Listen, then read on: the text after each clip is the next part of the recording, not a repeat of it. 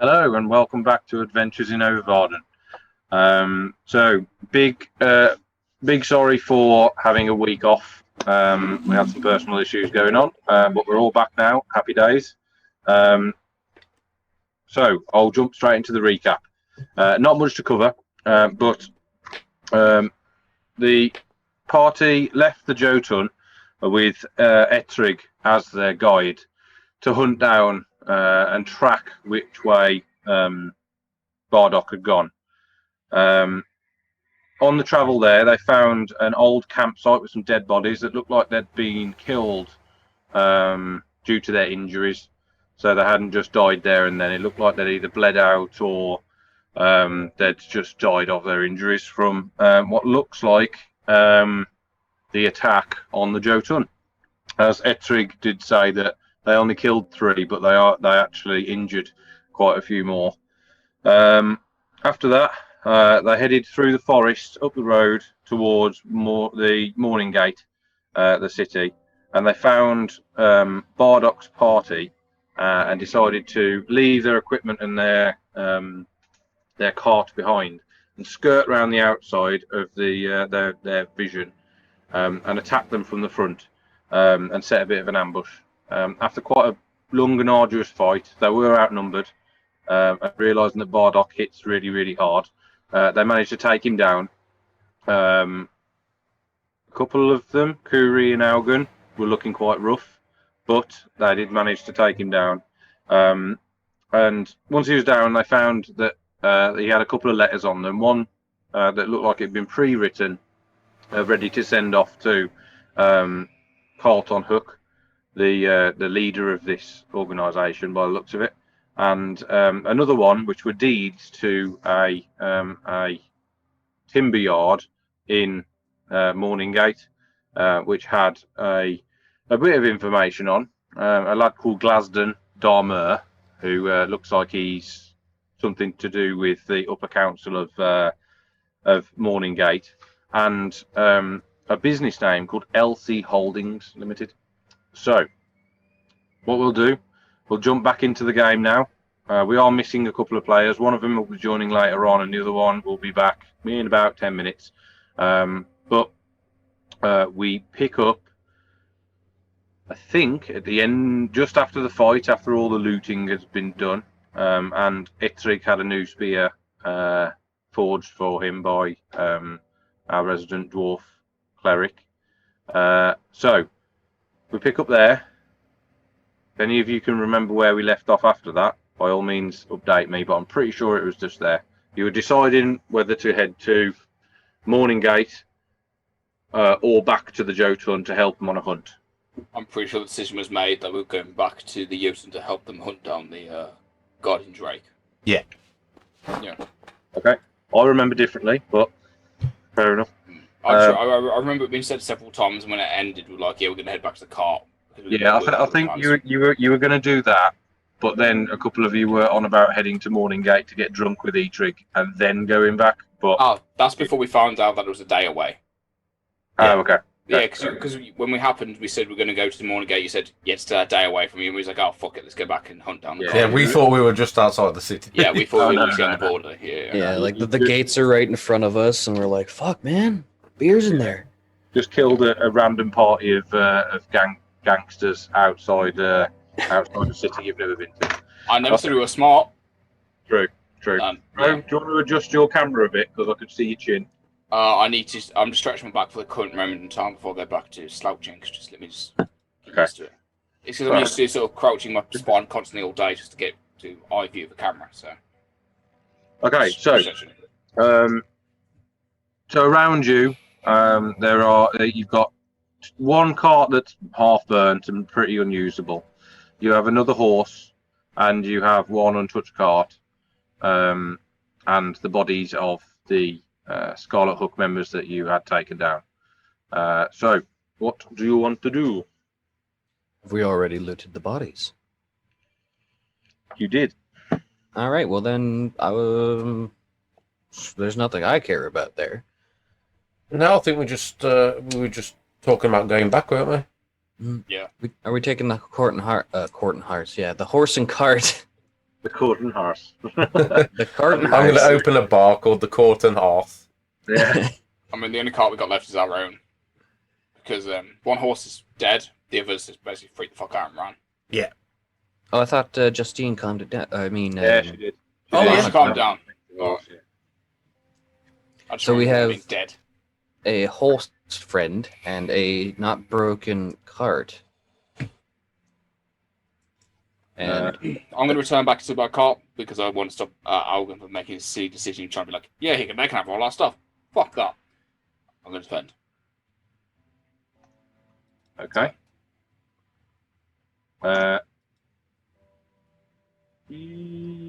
Okay. So yeah. Yeah. Go ahead. I mean, I can't really do a lot. So that's me going to be out of the picture because I'm going to go to the cart. Like our own cart. So it's up to you. Yeah. Oh, you're going to head back to. Okay. I will say you head back to the own car, and you do see that Ettrig has started kind of walking back to the cart, just ahead of you. So it doesn't take you long. It takes you about 20 minutes or so to get to walk all the way back to the cart. Because when you scouted round them to ambush them, it took you quite a while. So walking deadpan along the road, it should only take you about 20 minutes to find your cart again. That's not a problem. beautiful. All right. I'd say Astus has probably joined him with the cart and he's talking to Ettrig about his new spear that he made for him, because that is something that Astus would do. Yeah. Lorna is probably just That's calming the horses down and making sure they're uninjured and stuff like that, because she's a hippie. I mean, druid. So,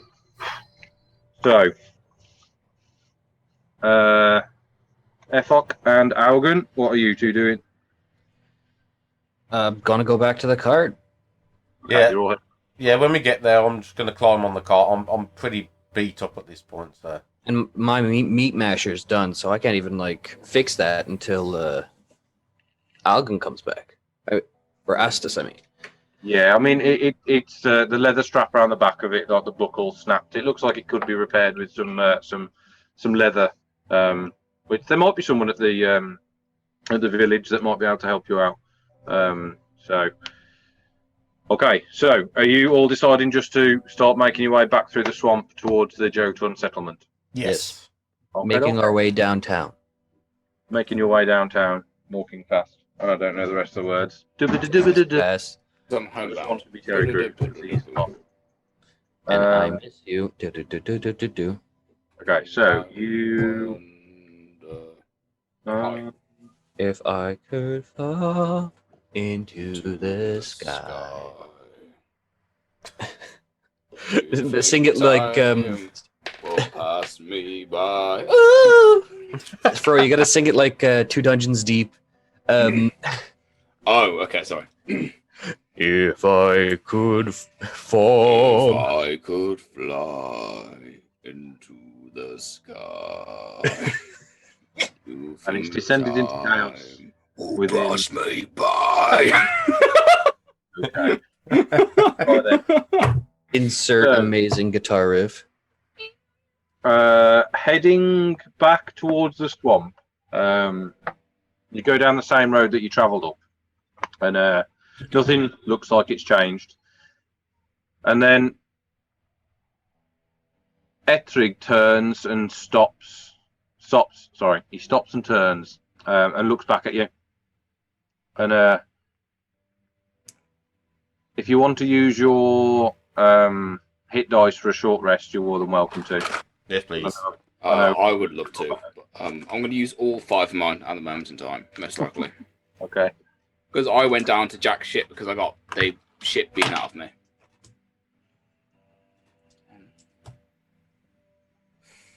Fuck.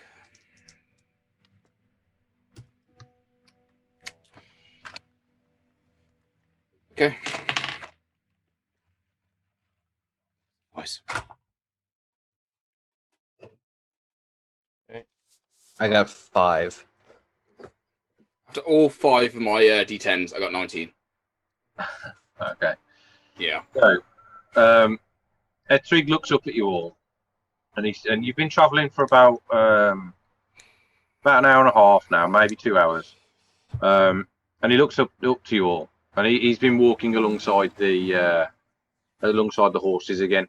And he turns, and you see a fidgety look on his face. He looks unsure what he should be doing or what he's about to say, if he should say it. But he says, "I would like to show you all something, but can you keep a secret?"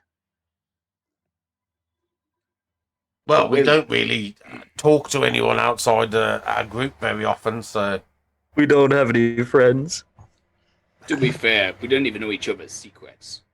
But I doubt we'd spill. Okay. Now, I'm only showing you this because I've got a feeling Jalric wouldn't mind, and you've proven to be trustworthy allies. And if you're dead set on coming to help us with the hunt, then this may be somewhere you would like to visit again. Now, everything you see from this point onwards you'll have to remember because I can't bring you here again. But it's a useful place, but it's also a very dangerous place. So keep your wits about you and follow me. And you see that he travels along the same road again that you've been traveling down for another hour, and he doesn't say a word. And then he comes to a stop about an hour on, and you see him look to the left-hand side, and then looks around as if to check if anyone's watching. Thinking, no one is. He turns right, and you see him head down quite a thin and rickety path. It's just about wide enough for you to get your carts down. You're travelling slowly, so you're welcome to leave them behind if you want to.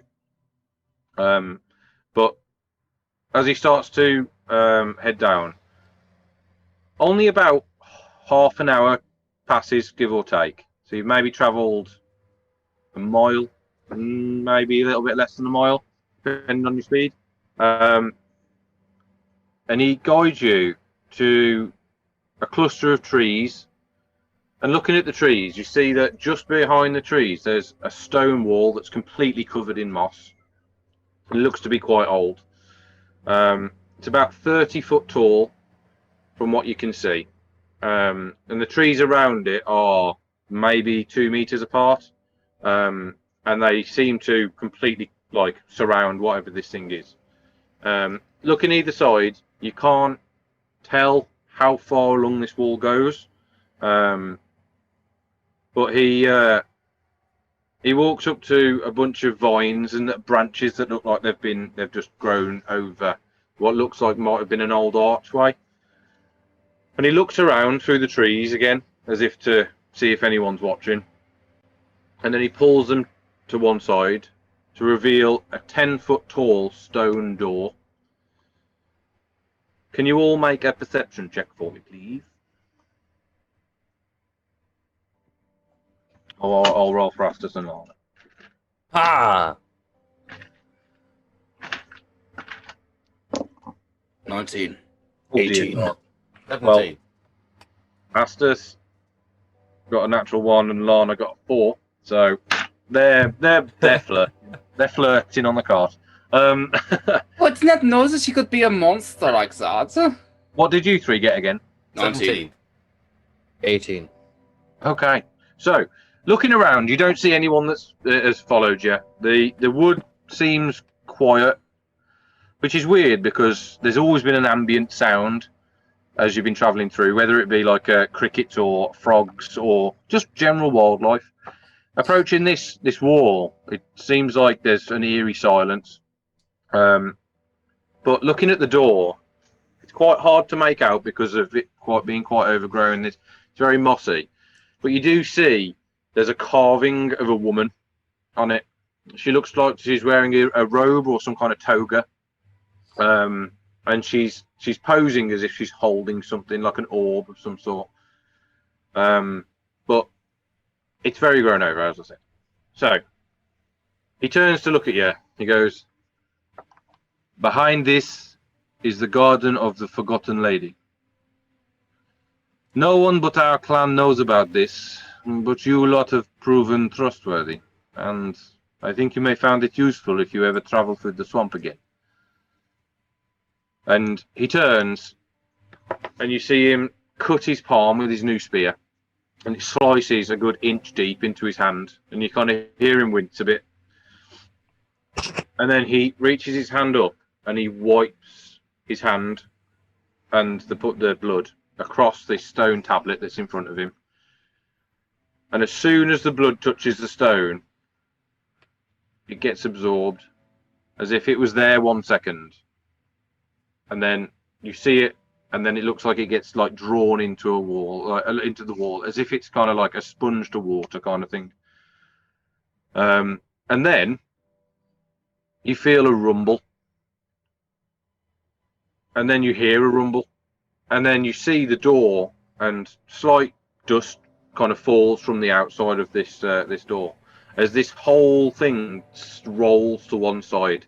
And looking at it, it's about 3 foot deep. This this stone door, and you don't see any mechanisms. You don't see anyone actually moving it. You just see it tilting out the way and rolling into like a hidden recess. And it reveals a small tunnel. And looking down it, you can see that there's roots growing through the roof of it.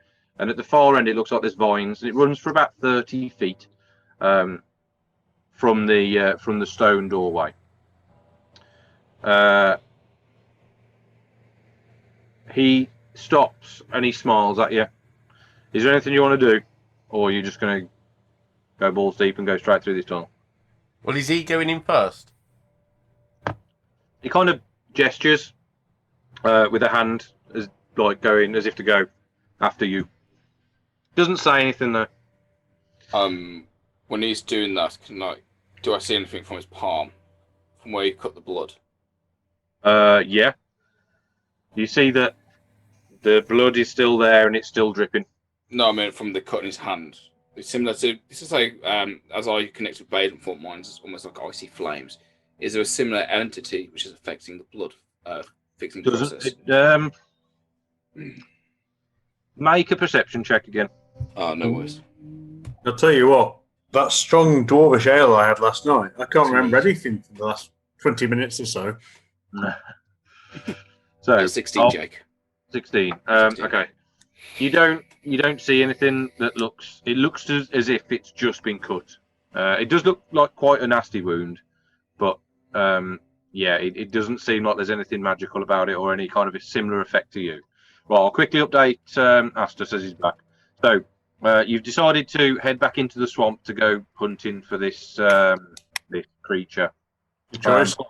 After a couple of hours of travelling, Ettrig stops and he guides you to a secret place. And he's just informed you that the place that he's guided you to is called the Garden of the Forgotten Lady. And he's just cut his hand, wiped it on a wall, and a massive stone tablet's rolled out the way to reveal a 30-foot tunnel that's got like roots growing from the it looks like to be made from earth, and it's got roots growing through the ceiling of it, and there seems to be vines on the other side, and that's where we literally just left off. So you didn't miss. Okay, so yeah, so it doesn't look like this cut on his hand's got anything peculiar about it. It's just he's cut his hand. So he stands there with his arm out, his hand freely dripping of blood. Inviting. I rush in. I just run in. Okay. So as you're all sitting there pondering what to do, Pitbull leaps off the cart and just no-balls it straight into there. You run down the short tunnel, and once you're out of the other side, you are met by a massive walled area with trees, colourful plants, deer, rabbit, squirrels, all sorts of wildlife running around. You see quite a large pool, and it looks to be filled with fish, alive fish, I will say. And then you feel a hand on your shoulder as you kind of burst through the vines. And Ettrig's followed you. And he puts his hand on your shoulder and goes, I like your confidence. Are your friends joining us? And Yeah, he I'd have followed in. Okay. So, leaving the cart, you can't fit the cart down this tunnel. It's a bit too much of a squeeze. But heading down, Ettrig stands and he leans against quite a lot of large rock that's just to the side of the entrance hall, and he says, he waits for you all to get there, and he says, "This place has been in our clan for as long as anyone can remember. Anything edible grows here." Hang on. Not sure what's happened. We've lost one. Yeah, sorry. Not sure what's happened there. The dwarf shit himself. Oh shit, Jim, is that? Yeah, you're still on nothing. If I'm in the right place, I'm sorry, man. Yeah, no, you're still on. Okay. So, where was I? Okay, so anything edible grows here, as well as healthy animals. Now, we cannot stay here for more than a few hours, though. Never beyond nightfall. As a dire creature lives here, and any who have ever tried to stay overnight have died. Oh, I'm going to say, when you say dire creature, don't say it in earshot of these two barbarians, because you can see how excited these two Goliaths, because you can see how excited they're getting already. Haugen is practically turgid at the thought of this. To be fair, I'm quite curious. What As kind am of I. creature is it? Are you curious? Joke has been made many times. But I like your appreciation. So, Ishrik. Ishrik? Yeah. Close enough. What is this creature said to have been? No one really knows, but we've had people try to stay here before, and we've even had whole hunting parties stay here just to see what happens, and they've never been heard from again. And we've come in the day after, and you only find the occasional body part or limb or something like that. Now, it doesn't seem like just a creature; it seems magical. Do you think that there would be a reward for ridding this realm of this tyrant? I don't think this creature is evil. I think it's protective. Now, I'm a hunter through and through, and I do not wish to hunt this beast simply because it has never given us cause to hunt it. Now, this is a sacred place for my clan. There's a few out of the clan that know about it, and now yourselves, but it is a place where we get our fresh produce from. If you noticed during the feast that all the vegetables and salad was fresh, fresher than anything else in the swamp that you will ever find. This is where we got it. Now, this place has saved our clan many a time through the winter when food has been hard to find, but it is not an evil place, but it's a place of mistrust. Now, he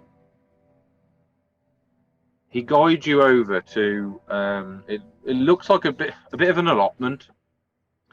You see old kind of gardening tools to a certain point, but looking over them, you notice that the wood in them looks really old, dried, cracked, but they look strong.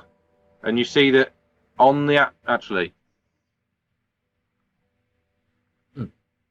anyone who's interested in this gardening, or well, these tools, make a investigation check for me. I mean, you said tools, so Yeah. 14. 15.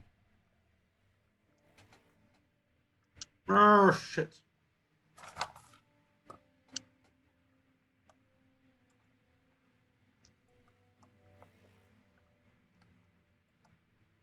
Oh shit!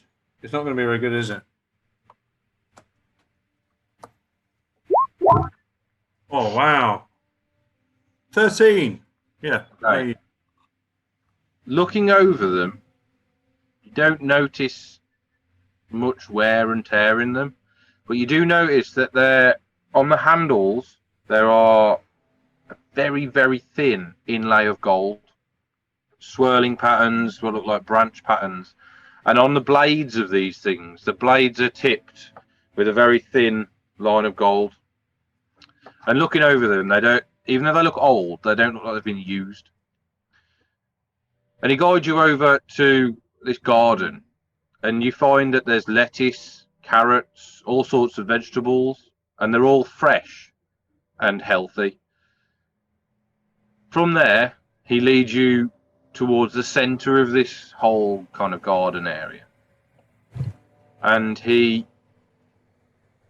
leads you over to an area where it looks like there's some kind of bird bath. It looks to be, or like a small bowl. A drink out of it. It looks to be made of marble, and it has a gold trim round the edge, with what looks like a large needle poking out of the middle of this bowl. The needle's about a foot tall, and behind the bowl is a 10-foot tall statue of a woman. She seems to be wearing a toga of some sort. She has curled horns from the sides of her head that seem to come up and back round her ears. And well, her face is welcoming and it smiles, if anything. And she seems to be in the posture of holding out a hand as if giving a gift.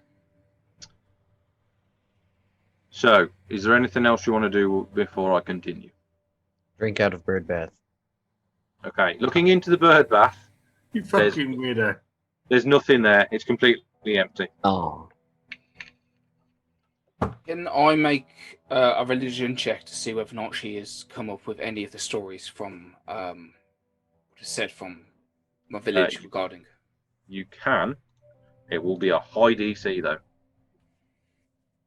Come on, you orange bastard! Don't let me down now. Are you prick? Don't fuck me, girl. Oops. Don't fuck me, girl. I'm not even proficient in religion. I make it even fucking worse. 9. 9. Looking at her, you heard about some of the other gods in the pantheon, like Freydis and Deus Marder and stuff like that. She doesn't look to be one of these. She doesn't look very familiar at all. She does look slightly similar to the enormous statue that you saw in the middle of the ruinous storm, in the middle, the dead center of the city, of the ruined city. But that statue is a very, very long way away, so you can't be sure. But no, you don't know, you don't recognize who she is. So it's safe to assume she is a god of an older pantheon, at best. Possibly, yeah. You'd say from looking at her, she's got the kind of she looks to have the stature of a god.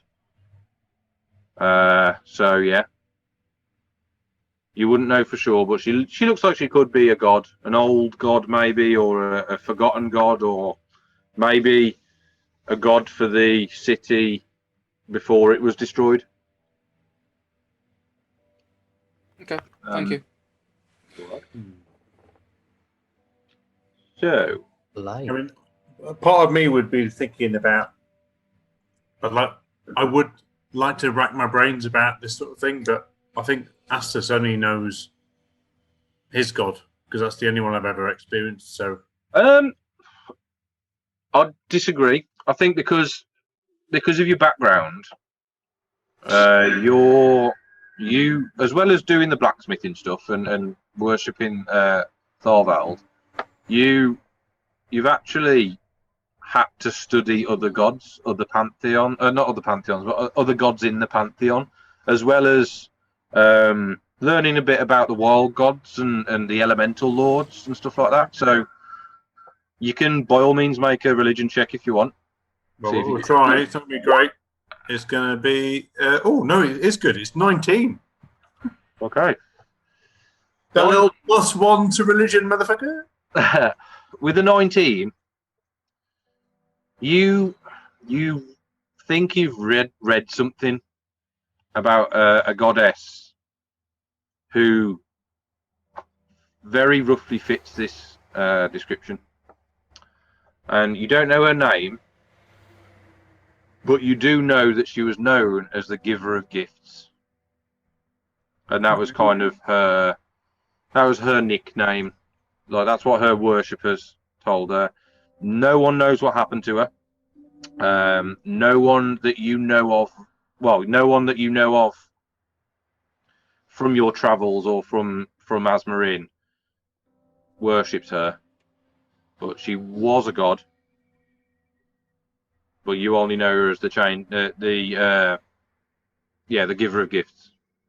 So when I have an opportune time, I will share that with Curie, but probably not with the rest of the party. Just Okay. because seeing someone have an interest in religion is really sexy for me. Not in a sexy way, you know what I mean. So It's really sexy, but not in a sexy way. Yeah. But, I'll pass on my knowledge to Curie. okay. Have religion without sex, man. Come on. So I mean, you tend to not have sex because of religion, but Or pretend not Depends to on have religion. sex and then Right. just have sex with children. You want to get our stream banned? fucking hell, Jim. Wind your neck in, you twat. Catholicism does not exist in my world. Why do choir boys have centre partings? Don't fucking go there. God. Listen, stop it. Right. Anyway. This is why we so, can't stream your bellends. Yeah. We're not streaming anyone's bellends. You damn skipper he ain't. You have another band. Not until we set up the Adventures of Ovavarden OnlyFans. Jake, you haven't got the bandwidth to stream my bellend, so Yeah, those microscopes take a lot of. Anyway, Jim, I know you want to power. be a porn star, but fucking calm down, mate. the headmaster is talking. Shut up. So, I know got on with my headmaster. Ettrig guides you over to this Master. what looks like a bird bath, and he says, "Please gather round in a circle in around this bowl." And he says, "To use this resource, and the resource is here, you must give something from yourself. You must give your blood, your life force, to the lady, and she will allow you to enter." All I'm of it. going to turn straight to Curie and say, Curie, I can't cut myself. I've seen you do it to you. Cut me. And put my hand out. With that, I Maybe. will I will grab Put my his axe. arm on. I'll look at me and I say, do you have something like a knife? I don't want to make the gash too big. I would like you to use your knife. I've seen you do it when we made that wonderful weapon. Well, I I get tend it. to use my axe. Okay, that's fine. But And my your hand is hands- out, and I'll hold it there. But your hands are Prepare pretty to lose your small. head. I'm gonna turn Listen, to Efok and be like, Efok, may I use your short sword? I mean, I haven't Absolutely. I haven't got AIDS or anything. I'll take Efok's short sword and I'll carefully nick the palm of his hand. Okay. Yeah. Okay. I feel confident doing this because it's because I feel like I'm in a holy place. It's not my god, but I know this is important. So my hand is staying rigid whilst you. I will say, in comparison to what I'll do to myself, I will be trying to be more lighter against his skin. You do give him something a little bit bigger than a paper cut. Hmm. And as you hold your hand out, a tiny trickle of blood falls from your hand and drops into the bowl. I'm going to turn back to Curry and say, well, we're not here to play tiddlywinks, Sunshine. But Try hang again. hang on. Nothing happens. The blood drips, hits the bowl, and dissipates as if it's absorbed by the marble. And you see no change. And I'm going to walk up to the bowl Shit in it. I'm gonna smack the needle sticking out the middle of the bowl. Okay. You take 8 piercing damage as you slice your hand, and you expect to feel some resistance. You've been stabbed by spears before, by swords, but this felt like you were hitting nothing, and it went straight through your hand, out the other side, and you instantly recoil, and you feel burning, and you look down, and there is a hole in your hand now. But you do see it start to stitch back together, so it doesn't look like it's going to be a lasting wound. But you do see the blood has trickled down the spike and has started to pool in the bottom of this bowl. So, out of curiosity, regarding the stitching mechanism of this, is it almost like a natural kind of like almost vine-ish kind of thing forming, or is it? Yeah. So it would be as if trying to think of an example. No, you probably won't get that one. So yeah, it is like as if the blood vessels and stuff are like stitching back together, and it starts to heal up. So you no longer have a hole in your hand, but you do have a scab, and it looks like it will probably scar. But looking down, Kind of like the mummy out of the Mummy when he gets shot and everything kind of. yeah, similar to that, yeah. Oh, that is very vivid. I like that. So it and your hand aches, and you feel it there, but you hear a whisper, Augen. No one else does. You hear a whisper saying, "You are welcome," and that's it. You just hear the words, "You are welcome," in a female voice. Okay. And because he's touch-starved, he nuts. But the blood is sat in the bottom of the bowl. Eitrig goes, "Well done, Augen. That is why the needle is there. We have tried giving offerings before of our own blood without using this artifact, and Well, you could have bloody well told me that, couldn't you, you bastard? well, I'm sorry, but you acted very quickly. Like I couldn't really do a lot. And this really fucking stings. Yes, To be I don't fair. think it stings as much as Augen's, but there you go. And to be fair, he does hold up his arm, and he's got like a slice all the way down from his wrist to his elbow. And he goes, "This was my offering," and it's literally like a foot long, and it's scarred, as if weirdly enough it's pink, so it's like it's a fresh scar. But he does say, "I did this 10 years ago."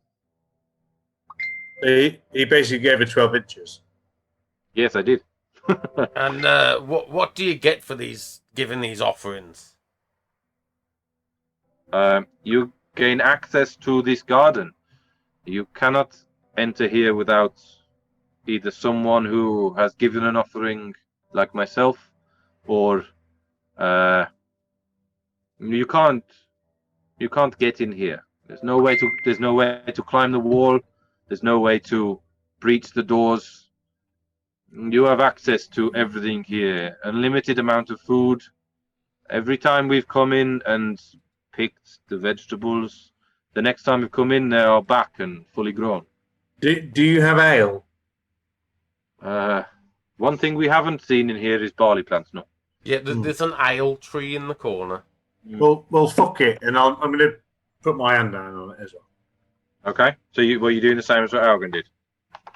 Yeah, With that, I'm going to give the short sword back to fuck and be like, "Thank you." I will say, Augen didn't do that because he's clever and he figured it out. He did that because he's basically got a giant sword with a giant axe, and that's it. That's why I asked for the short sword. Yeah. He was just like, "Oh, pointy thing, that'll bleed me." Astus, you take 5 points of piercing damage, as once again, it feels like you're hitting nothing, and it slices through your hand, and you pull it off, and you see that the wound stitches together, but there is just an ache in your hand. And once again, the blood pools as the bowl starts to fill a little bit more. guys, I think thinking we're getting the old Rona, you know. And you do hear, "You are welcome," in your ear from a female voice as well. When you can get fuck. I think that he's not going to try and drink from the bird bath now. No, it doesn't look very tasty at all. I look down at my hands, or my hand, and I'm trying to choose whether to injure my only good hand or to continue injuring my stump. And I choose the stump. You choose the stump. Okay. I love having a method. How are you doing it? Are you just slamming the wrist part of your stump down, or what? Yeah.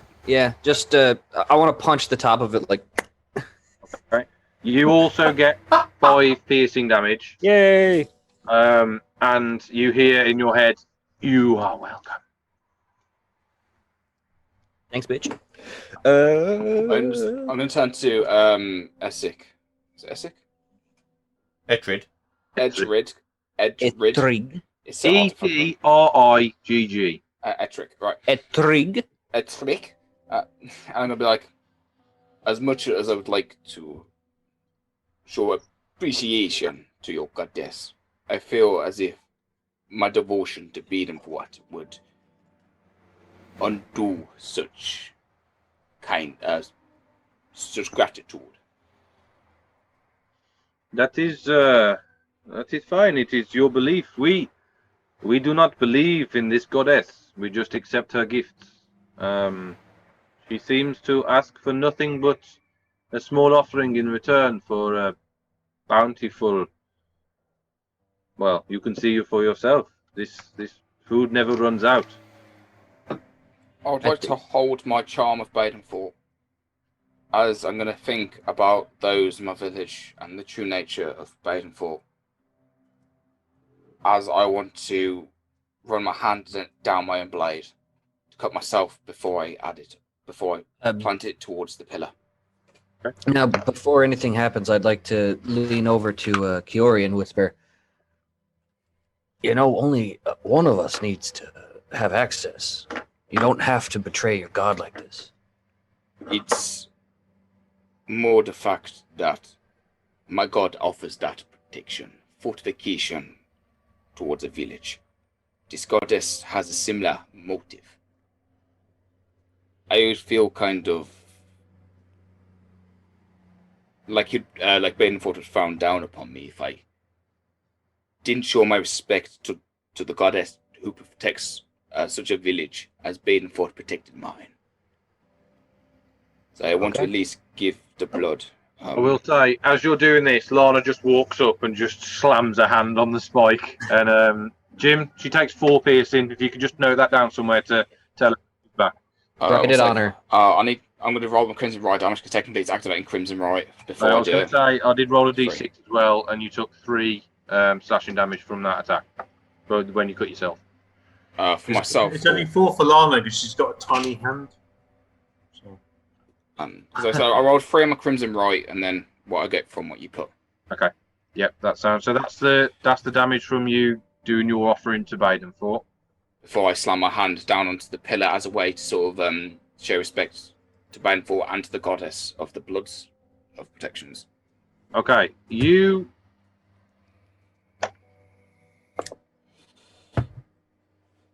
take 7 piercing damage from the slamming your hand down. I like that you've all gone like religious and gone, "Oh, I've been crucified." But can you make a wisdom saving throw for me? To everyone? No, just Kuri. Oh, okay. 6. 6. As you slam your hand down, you get a flash of. You see Badenfort, the great bear, flash before your eyes. Then you see a city of gold, marble. Then that golden marble city turns to flame. Then you kind of snap your eyes back open and you hear, "You are welcome," in your ear. And then you're like, "What the fuck?" But your hand's hurting.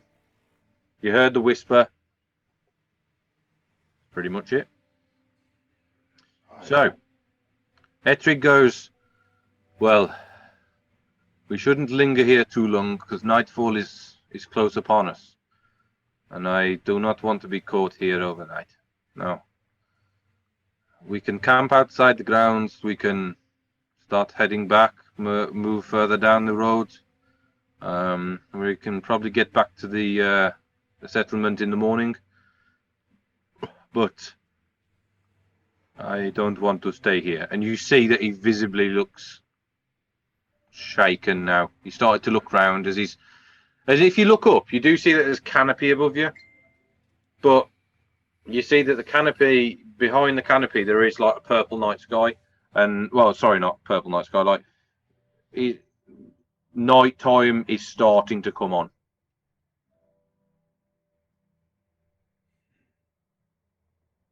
Can I try? Can I try and reach into the pond and try and pick out fish? Yeah, you can do. Walking over, you see that this pond. I mean, the whole area. It can't be more than 120 feet across. It's not huge, but you head over to this pond, and the pond's about 30 feet by 50 feet. So it's quite big. But you dip your hand into it, and no word of a lie, a fish swims, and you see it coming towards you and swims into your hand, and you grab it, and you pull it out, and it's possibly the most healthy fish you've ever seen. And it's there flapping away, and you're like, what the fuck? Like, if Lana... Fish don't do that. No. They're basically just giving themselves to you. Yeah. Yeah, eat me! It's fulfilled its destiny. Yeah, it's a Mr. Meeseeks. And the fish looks to be some kind of tuna. Okay. Tuna are Tuna? massive. Tuna are huge. Probably not a tuna. It's a small. What tuna is it playing? All right, then it's a fish. Trout, salmon. I was going to It's say a koi fish. Fuck you. river fish, aren't they? Fuck it. That's majestic as fuck. Koi. Koi. Yeah. Is it playing a happy tuna or a sad tuna? Yes. It looks like it's quite happy to be where it is, even though it's out of water and suffocating. Oh no, it's Jake, so it'd be an outer tuna. How do you... What's the I love day? you all, but shut the fuck up. The flash to bang for me there was quite long, but well done. That makes you Well boss done, back. Argan.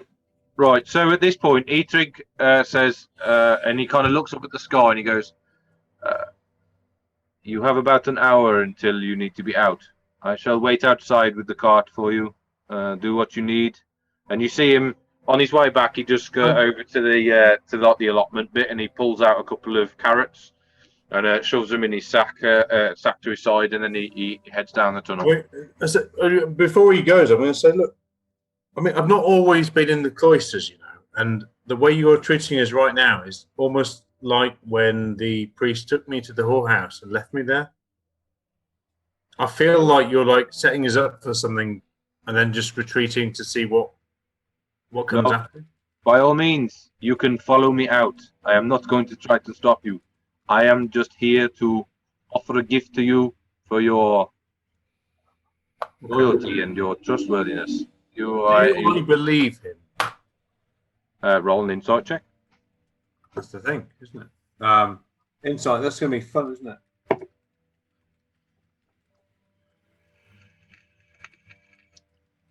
Oh, no, that's okay. It might be okay.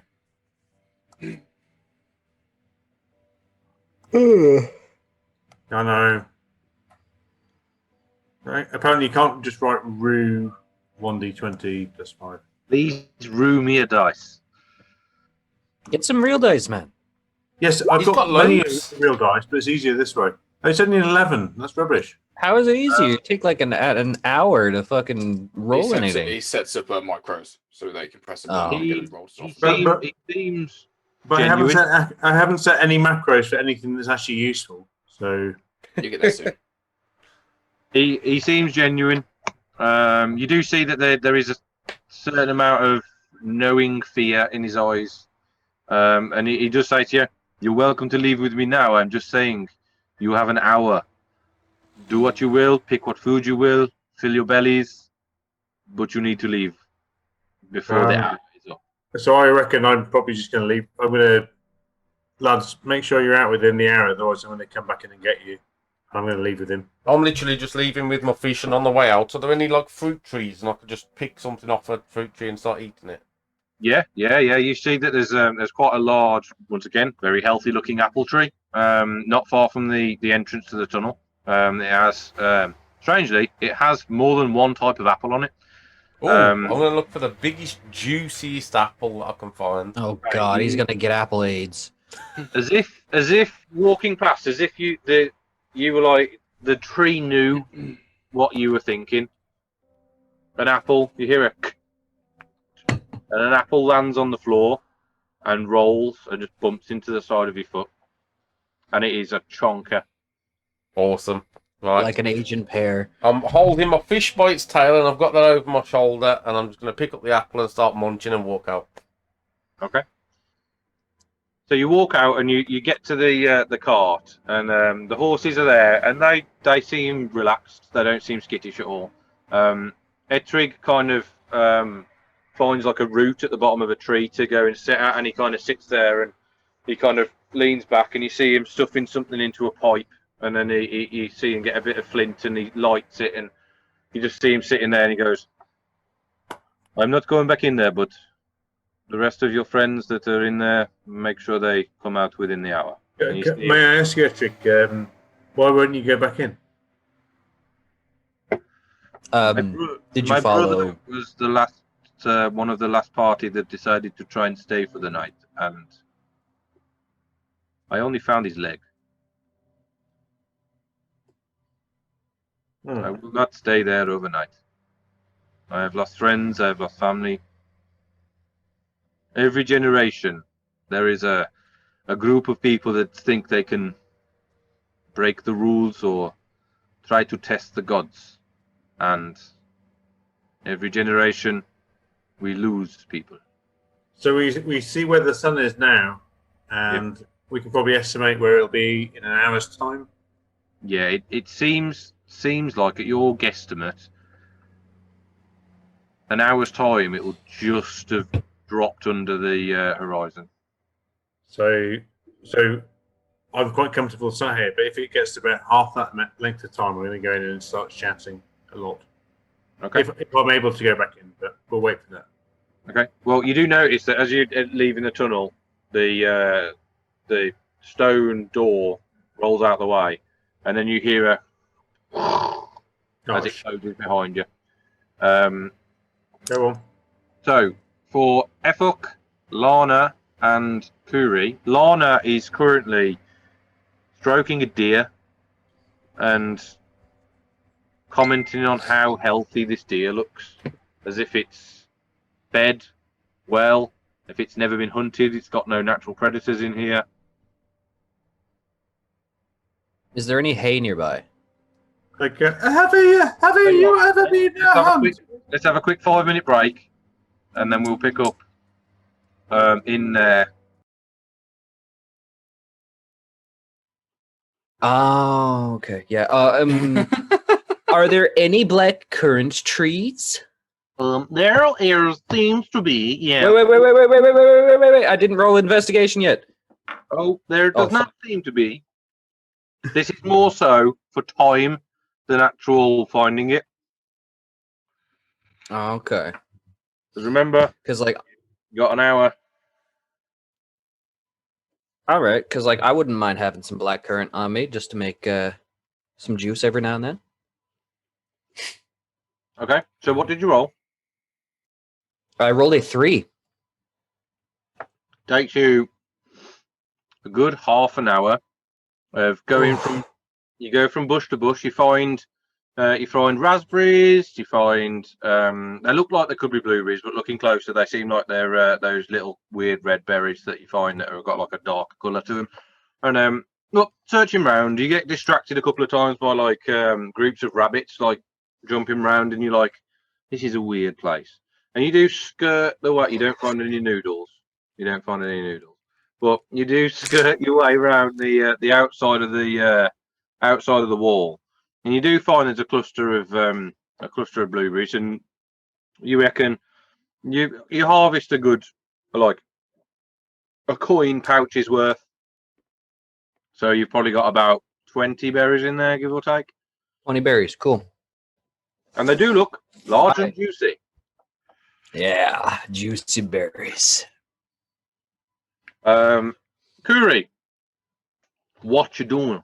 I'm going to be a bit sort of turned around by this sort of vision kind of thing, and I'll probably snap into reality kind of a few minutes late into it, and I kind of be like, right, fuck shit, I need to leave, and I'll probably leave without taking anything because of the vision I had. You're not going to take anything? Take nothing because I'm too distracted. That's fine. You do find yourself, I wouldn't say daydreaming, but kind of like thinking on the spot a little bit, and you find yourself that you've been standing there for about 20 minutes going, yeah, and you do see Efuk kind of jumping from bush to bush on the other side of this large statue. Lorna, at the half an hour point, walks over and goes, the animals here are really healthy. It's strange. I think it's time for me to leave. And she starts heading down the tunnel. I'll call Efok over to leave. Yep. You all leaving? Yep. Looks like it, yeah. Be safe. Okay. So you leave the tunnel as the door rolls to one side, and then as you pass through, the door rolls back. And you can see now that the shadows are very long. It looks like you got out at the right time. Ettrig sees that you come out, and he stubs his pipe out, stands on the ashes, and goes, "Okay, let's make some space between us and this place before nightfall fully falls. I reckon we can travel for about an hour before we need to camp down." Cool. He starts. I hop onto the cart. Okay. Once again, he walks alongside, and there's a bit of a turning space for the carts, and he starts walking through. Can you all make a perception check for me, please? Oh, with pleasure. Fuck. I'm going to be honest, that's going to be 10. I'll be honest, Jake, the item you gave me is super strong. It's very strong. Mine's a 10 also. 9. The amulet, right? Yeah, I rolled an 8 plus 1 from perception plus 1 from it, so I get a 10 by rolling an 8. No, that's wrong. It saved me a lot of times, believe it or not. No, you're fine. So 10, Algan. 10 as well. Okay. Efok. 9. 9. Okay. 9. Obviously, Astus falls asleep on the back of the cart because he got a second natural one of the night. But Lana, with her additions, I'm guessing it's quite high. She looks around. Yeah. And, her perception is +4. okay, she got an 18 then. So looking round, through the hour's travel, she does say to you, "It's quiet around this place. Strange. Too quiet. I don't like it." And the further you travel away, you all notice that the sounds of the swamp kind of come back slowly. Every meter that you travel, you hear a bird or you hear a frog. Which you, as I said, you didn't hear anything when you were that close to the garden. It's strange that there's so much life inside there and nothing outside. It's like it's sucking the life out of the place. What's your intelligence score? That was out of game, by the way, out of character. Otherwise, I'd have said it in character with the voice. Yeah, I was going to say, I knew that wasn't in the voice because it was an Algan Dorgan. No. Can I turn to us? Oh, Astus still isn't here. So Hang on, sorry, Fry. If you think your character would notice that, you're more than welcome to act on it. It's not being intelligent. It's basically just having, Yeah, instinct. I mean, No, but saying things like it's like that. Oh place yeah, is that sucking bit. But you will have noticed that it's really, really quiet. Oh yeah, I would have noticed that. And you and Kuri and Lana are the most in tune to nature out of all of you. So if you did want to do something about it, if you wanted to roll a nature check or anything, you're more than welcome. Yeah, we'll actually roll a nature check on that. Okay. The vines wrap around your legs and it turns into something that's not friendly. Okay, so that's to work. 17 plus nothing. Okay.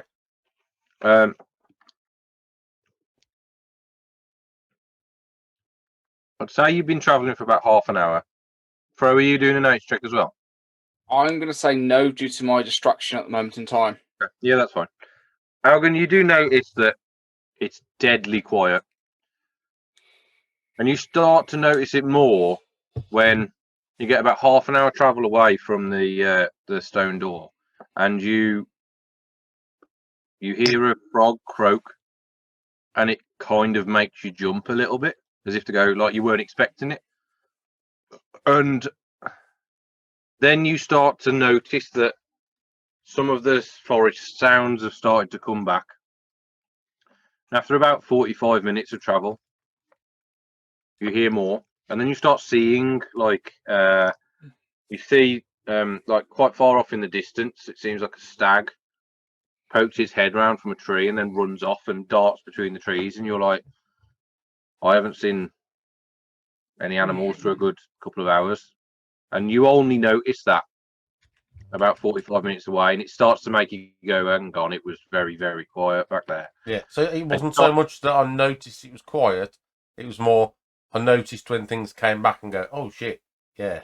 Yeah, that was exactly it. Yeah, so you didn't notice the quietness, but you noticed when you started hearing things that you've normally just ignore, but you haven't heard them for a while, and your body kind of goes. But I will say, because you got an half decent roll, you know of a certain couple of places that remind you of this effect of what's happening with it being quiet, and you only know them as cursed places. There seems to be an invisible aura around a place that's been cursed that animals naturally just avoid. You do notice that the plant life's fine. The plant life's still there. But yeah, animals tend to, it's in their nature to avoid danger, whether it's seen or unseen. Animals tend to, you've noticed, especially with hunting, animals have a kind of sixth sense about it that kind of you don't, if you know what I mean. So you'd know that there's definitely something up with that place. Whether it's good or bad, you don't know. But yeah. So, but traveling for about an hour, you find Ettrig finds a kind of like a nook in the side of the road that you passed earlier, and he goes, "We could travel. We could set camp here for the evening. I shall go and get some kindling to start a fire." Did we And you camp on the way there? No, because you set off first thing in the morning. Oh yeah, of course. So it's still the same day. It's the same day, but Yeah. it's because you've travelled. It's taken you like more than half a day to get out of the swamp, and then to travel back in, do that, and then get back. You'll be back at the settlement, kind of like mid morning. Yeah. So, but Ettrig wanders off into the underbrush, and about 20 minutes later, he comes back with a handful of twigs and branches and stuff like that, and he kind of drops them down, and we can skip ahead the camp making for the night unless you want to do some role play between yourselves. Well, I wouldn't mind cooking that fish. Yeah, I'm gonna start cooking the fish. I'm gonna. Do you want? I'm gonna get one of my javelins, and I'm just gonna put it straight through the mouth, straight through the other end. Do you want to add my berries to it? Blackcurrant salmon. You want to put berries in a fish? Ribena fish. Listen, man, flavors you'll never know until you try. Well, I don't get to living in the mountain. I don't get to eat fish very often, so no, gotcha. I just want to taste. I just want to taste the raw Not the raw fish on Raw, yeah, you like it raw, don't you? Wiggling. When Alden is about to eat it, I'm going to say this is what we call a water rat, because you're so used to eating like vermin from the surface. Just thought I'd tell him that it's essentially vermin from underneath the surface. Not at all. The wet rat. So A wet rat, yeah, a wet rat. That'll do. Yeah. Enjoy your wet rat. can you roll a survival check for me, Algan? Yep. Oh no, poison fish. Never cooked a fish before. That is not great. That's a 6. Okay. You've seen some elders cook fish before. You've eaten them. You've just never had a fresh fish, and it's long dead by the time you go to cook it. And you've seen that they've got leaves before, and they've put leaves around it to kind of hold it together. And they've always put it on a big slab. So you search around and you find a bit of slate that's like kind of just looks like it's chipped off like a small outcrop of rock. You're like, oh, this will work. And you head over and you prop it up. It looks really professional. It's really good. You lay a couple of leaves down that you just found on the floor, and then you put the fish on it. And you're like, no, it needs more leaves. So you put some more leaves on top. Unfortunately, you didn't use any good leaves like they did back in your village.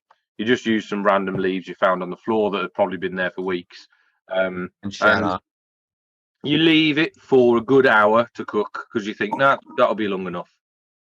And you pull the leaves off and you're like, you get a chunk, bite into it, and it's squishy and partly cooked. And you're like, not as nice as it used to be, like at the village. And then you just carry on chomping down.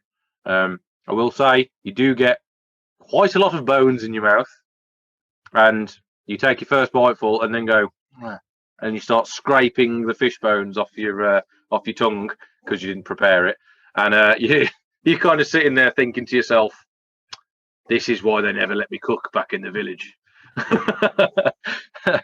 So, Astus, did you want to speak to Kuri? Because I know you mentioned something earlier. I wanted him to know about my almost terror going through that gate. I think I wanted him to know that I saw his chat with his god. Yeah,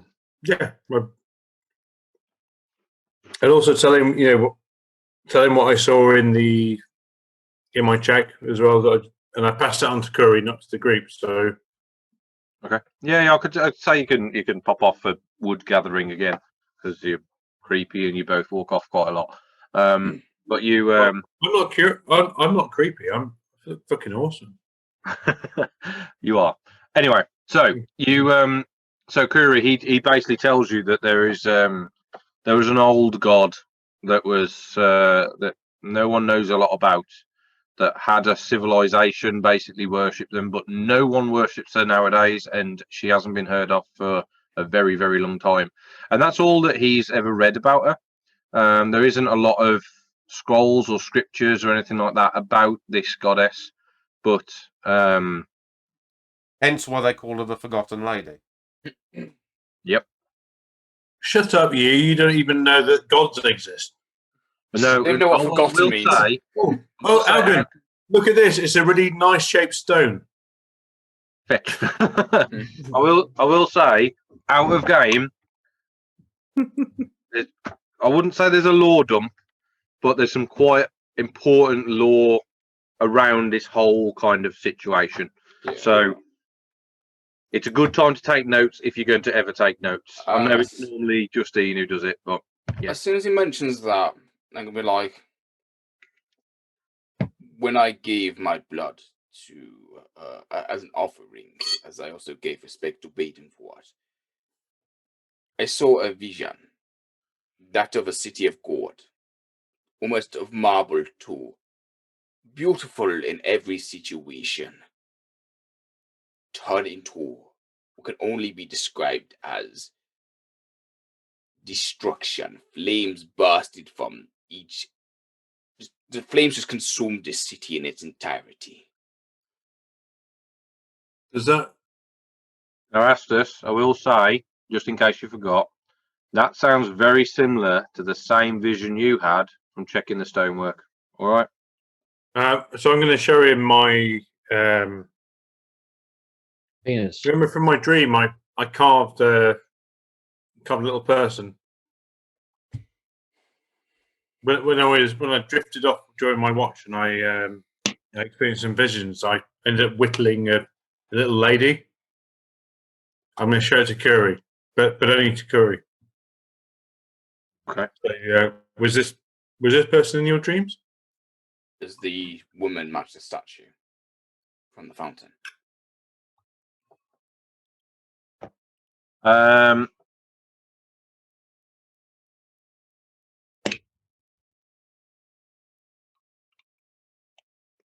This is a big DM moment right now.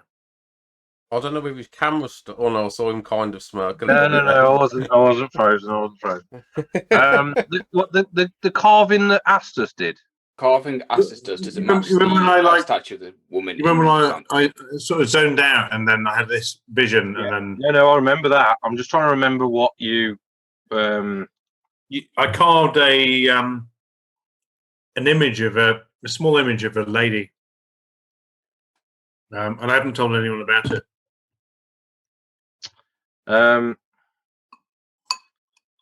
Yes, it looks rough, but it does look. We're talking about rough. I'm an expert craftsman. It was beautiful. Not when you're having a Mongol moment with your god. But I will say that it looks similar, as in there's horns there. She's obviously female, but there's not a lot of details. So once again, it could be the same person, or it could just be a depiction of someone who looks like her. You have seen a few depictions of this mysterious woman, and none of them have been exactly the same. Some of them have depicted her with like kind of ram horns. Other ones have depicted her with horns that go up like an elk, not an elk. What are they called? The ones that are on the deserts and shit. Gazelle, whatever. I don't know. Anyway, yeah. But so they all have similarities, but it's all subjective. If you know what I mean. So they all look like they might depict the same person, but from someone else's view. Okay. Cryptic and confusing enough. I think so. I'd speak to Curry and say, mate, I think maybe if we could all pull our knowledge when if this lady visits us in the night, then maybe we should all share that with the party. Baffling to me. So we both had a similar thought. If this is the true fate of the city, which we've passed before, maybe the lady which has been whittled by you, maybe she's trying to make a comeback. God's powers are built upon the foundation of those who worship him. So do we fear her or do we welcome her? I find it very difficult to find out. I don't know. I think it's, even though her intentions seem to be good in the aspect of giving, I fear what is given for free. There could be a consequence for such freedom. Which is exactly the reason I left that strange place immediately. I understand that giving blood was a choice, a sacrifice to offer. But this beast is what I assume could be almost like a form of those taking her too much for granted. I see your point. I mean, I'd like to say that we should discuss this with the others, but honestly, I think I'm speaking to the only person at the moment who can understand this. If you would like to share it, then I will support you. But for now, I feel I should just keep it between you and I to not scare the locals. To be fair, the only information we have currently about that city in ruin is that currently magical beasts live in that place, as well as a dragon. it is probably best to keep any information that might cause interest in such a city from the group. Is it just me, or do you feel that maybe our path will maybe lead us there one day soon? I think our path may cross there sooner than we would hope for. Think about it, we're all adventurers on this road, each paved within the foundations weaved to a point that our path connects together. Yeah. And the fact that this has been mentioned several times, with 2 of our members having the same experience, with the fact that the marble and gourd has burst into flames of pure destruction. I almost feel like it's our gods mentioning to us of that, what other fellow gods in their ranks left alone to be forgotten. And it's interesting that we share many an issue, but we have different gods, but yet we're still seeing similar visions. And maybe, as you say, that maybe we are united in dealing with this threat. I feel that the gods act in almost mysterious ways of how they, of how they put things forth. But the power of the gods that control is based on those who worship or connect to the god. As yours known to be Forval. More people tend to worship as a result he is more well known. This is why you'd be caught off guard when I mentioned Bedenfort or when Augen mentions Veen. But yet they still hold the same title of gods. You have my hammer. Just like listening for someone else. You not have my axe. You can sod the fuck off. Meanwhile, at the Legion of Doom. So, God damn it, Superman! I'll say that you head back to the campsite and you see that Efuk's kind of taken over from Augen and has actually started to fillet the fish and take the bones out and prepare it properly. And Augen's kind of sitting there full on. You've never seen concentration on Augen's face like you've seen this. And he's like, so you take the bones out before you eat it. Okay. Efuk is doing a professional job, to say the least. So what I'm going to say now, because I know Jim's got to go and pick up the significant other in a second. We're going on a quick break. I need you lot to do me a favour and drop me a message on Facebook when everyone's back, because I've got to go and watch the kid upstairs because he's kicking off. All right. Okay, cool. So, You don't get this in Critical Role, do you? I know exactly. It's like Mostly because they leave their kid with a babysitter.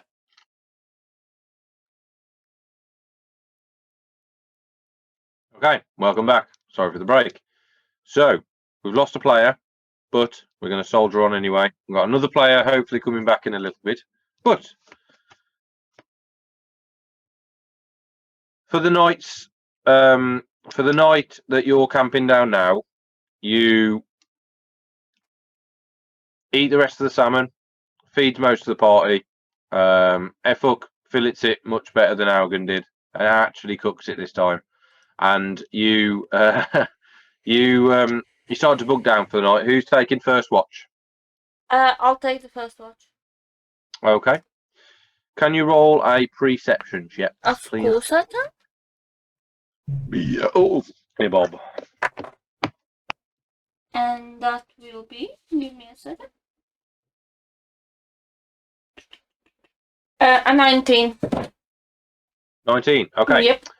So as you're sitting there, you're you're staring at the fire a little bit, listening to it crackle away, and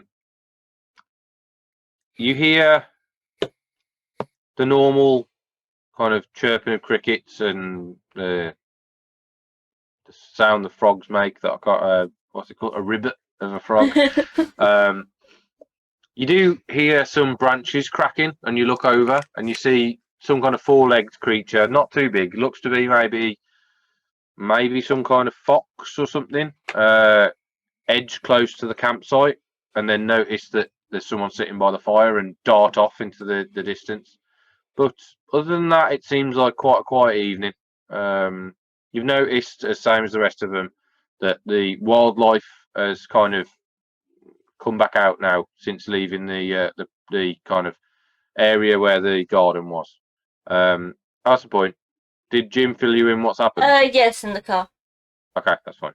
So, yeah, the wildlife seems to have come back to normal as you're an hour or two away from the garden.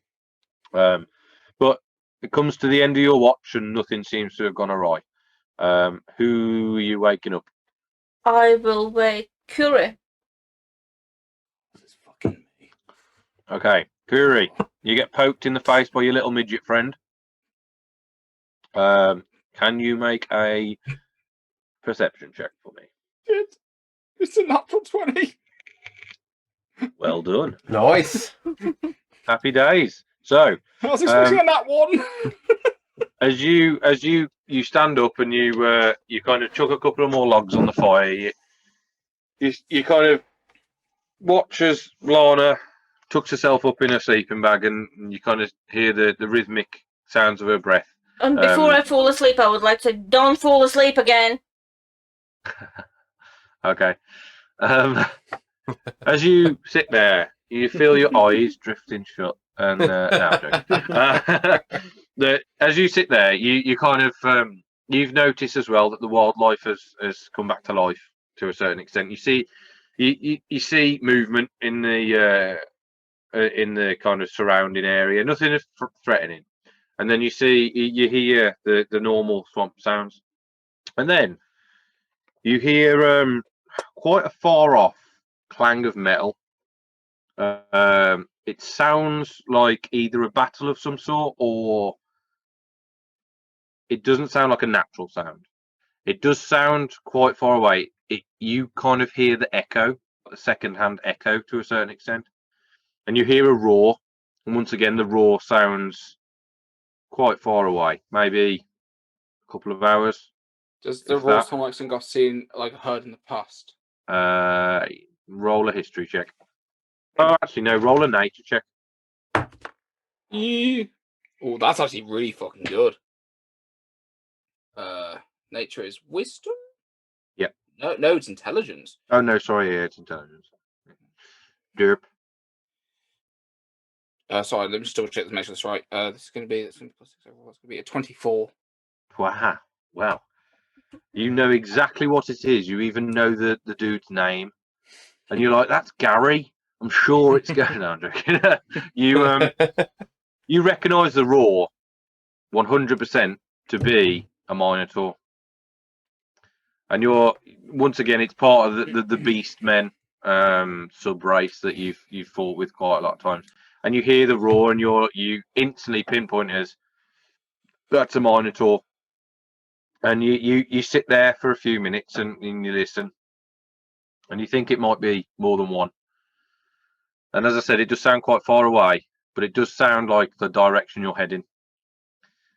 Now, you sit there and you feel your blood rise, but other than those sounds, you don't hear anything.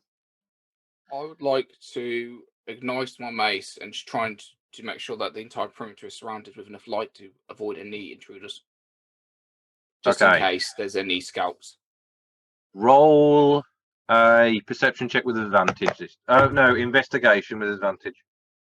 Oh, thank fuck. First one was in that one. Okay. Investigation, yeah. That's going to be a 15. 13 plus 2. Right. So looking round, you don't seem to. You kind of hear the sounds of what sounds like a battle, but it doesn't sound close enough. And as you make a perimeter, everything looks natural, like you left it. Luckily, there doesn't seem to be anything around. So as you come to the end of your night shift, can you all do a long rest for me, please? As you see Etherig kind of stand and stretch a little bit, and you hear the cracks in his back, and he says,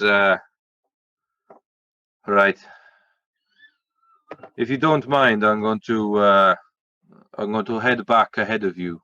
You know where you're going, yes? I'm going to go a shortcut. You can't really follow with the carts, but you know the way back, and I shall see you in a few hours.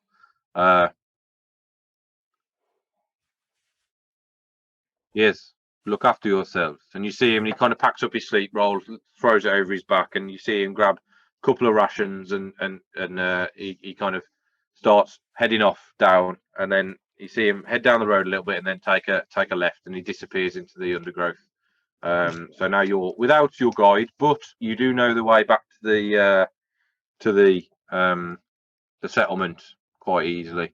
It's give or take, it's maybe 2-3 hours travel, maybe a little bit more from where you are.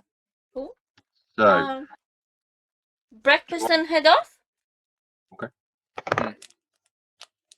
Bro's eating Aldi sweets. healthy life. I've finished my buggles. I hate them too quickly. Right, So I'm gonna start taking down the tents then. you're gonna what? Start taking down the tents. Okay. It takes you. You've practiced it a few times now, and it takes you about half an hour to break camp. That's including having someone cooking breakfast and whatnot. And he kind of Astus is the last to rise as he normally is, and he kind of, and then you see him take about 10 minutes to don all his armor and all that kind of stuff. And he kind of stretches and cracks his knuckles a bit, and he goes, "Right then, let's go back to the Jotunn, and we'll see what they're doing with this this fight. All right." Did they not say they're gonna think of doing it in a couple of days? True, but with some help, they might start it a bit sooner. Plus, I would like to get there sooner than later. I don't want to miss it. I am looking forward to see this beast. I'm hoping that it is worthy enough to be a trophy. Because I know Ovavarden is trying to add more to his collection. So you break camp, and you jump on the cart, and you get back onto the road. And once again, the road it's a dirt path, and then you see scattered bits of actual kind of roadway, as in like work stone. And once again, it's very old. And you start passing through scattered, broken buildings. Can you all make a survival check for me, please? Okay. Who's driving the cart? Me. Okay. 18. Okay. 14. 9. Okay. You start making your way through, and you come to a point where you're like, shit, which way is it? And it kind of forks off, not as like a T junction, but one goes dead south, and the other one goes just off a little bit. And Augen, you're like, definitely that way, and you point to the dead south one. Kuri, you're in between. You're thinking, I can't remember. Lana, you're like, no, it's this way. So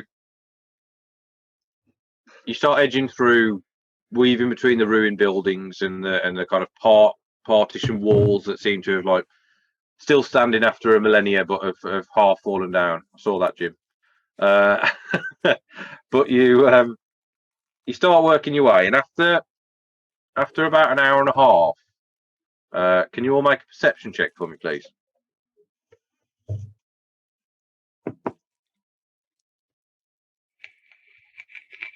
4. 16. Okay, Augen. 20. Fuck's sake. Augen, you're full on like just relaxing in the back of the car.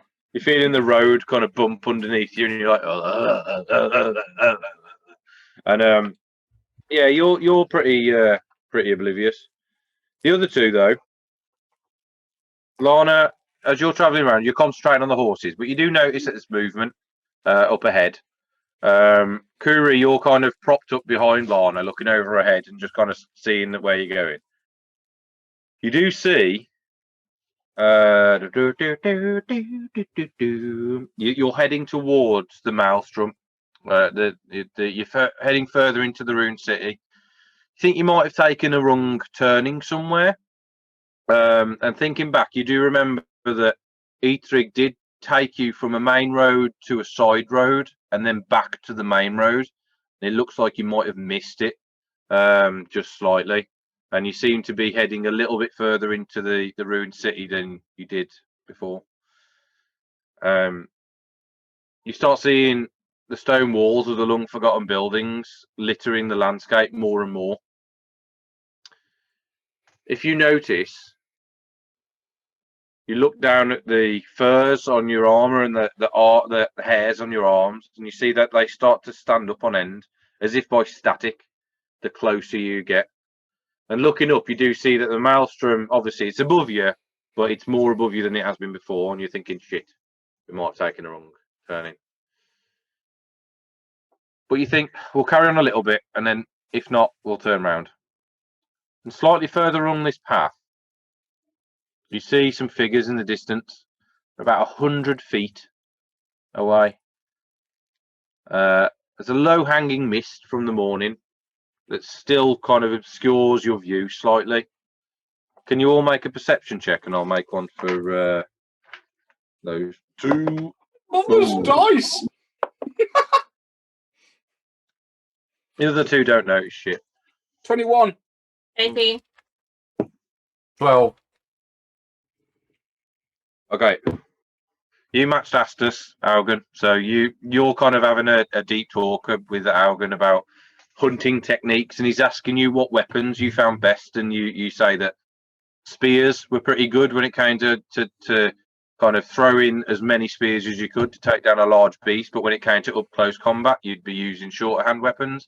And you see he's taking mental notes, and he asks it, have you ever used shields? And you're like, not really. And that kind of, for the next 10 minutes, you're just kind of stuck in conversation with him. Yeah. But Kuri and Lana, you notice that the four figures seem to be gathered round something in the middle of the road, and they are in between a cluster of old buildings, broken walls that have fallen in. There seems to be some kind of like small outside like kind of boundary wall that looks like it's mostly collapsed, and you do see that a couple of the figures disappear behind these kind of broken bits of rubble. Can I see what those four figures look like? Make a nature check for me. Can I participate in this? Yep, you can either do advantage or roll yourself. Roll it yourself. Okay. Natural 20. Okay. You said nature? Yep. That should be yeah, that's pretty good. That's going to be a 21. Okay. Both of you kind of stop and look at each other and go, is that what I think it is? And Lana looks and goes, you've told me about these before. Lana, you've never met one of these creatures before. You've heard about them, and you've heard that your father, he'd spoken about them before, and that they're brutal creatures. Kuri, you look and you go, there's some Minotaur. And Lana, you're like, yes, that's exactly what my father described. And you see that there's two of them that you can see, but originally there was four. And that they don't seem to have noticed you. They seem to be disappeared. Two of them, not necessarily disappeared, but they've gone out of view.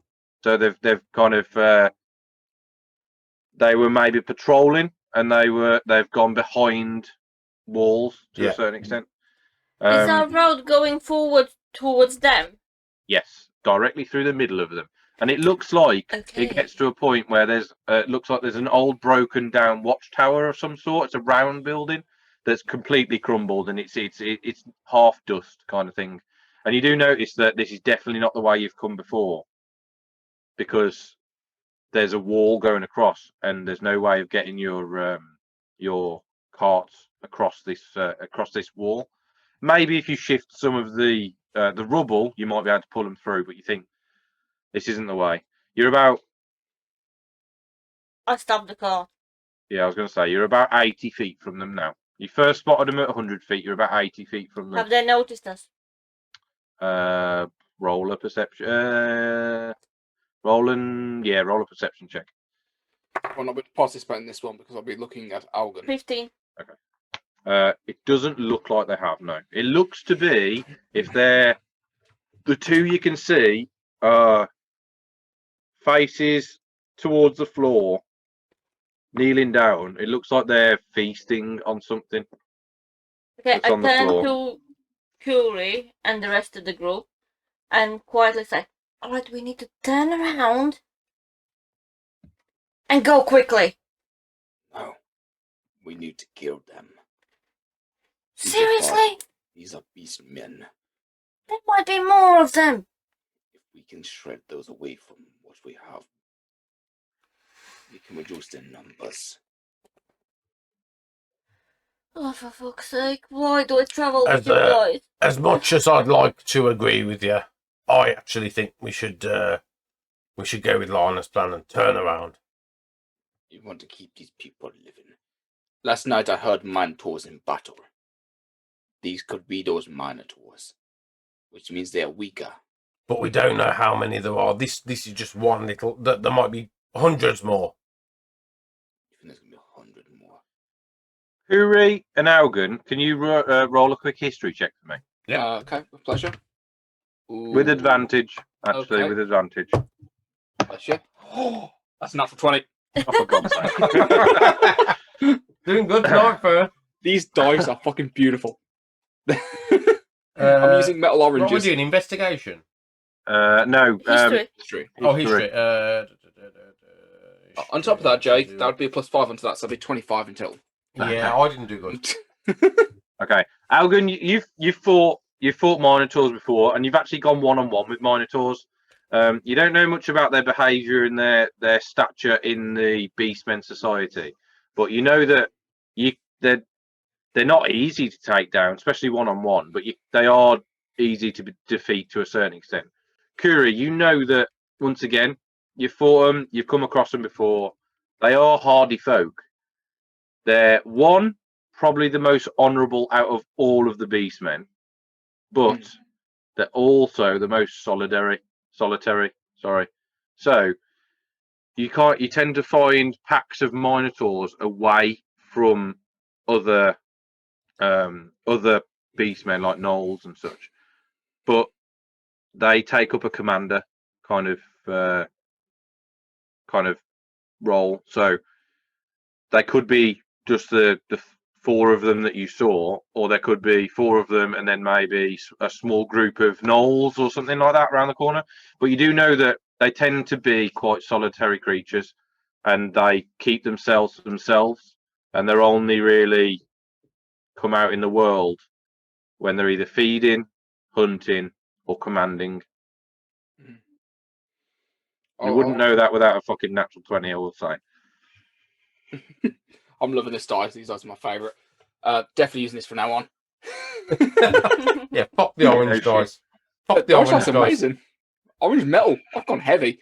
I like to turn to Alvin and be like, it is true they are tough opponents, but they tend to be more on their own. Granted, there could be a chance they are leading a small group of gnolls or some other beastmen with them, but they're more likely to be by themselves. And if we can at least reduce the beastmen number, it'd be satisfying. Well, the only reason I said that is because this is the city. This is not the mountains. This is different, and I don't know what these city minotaurs are like compared to where we're from. It's true we can leave them to their own devices in the city, but do you really want to go all the way around? We're already on borrowed time.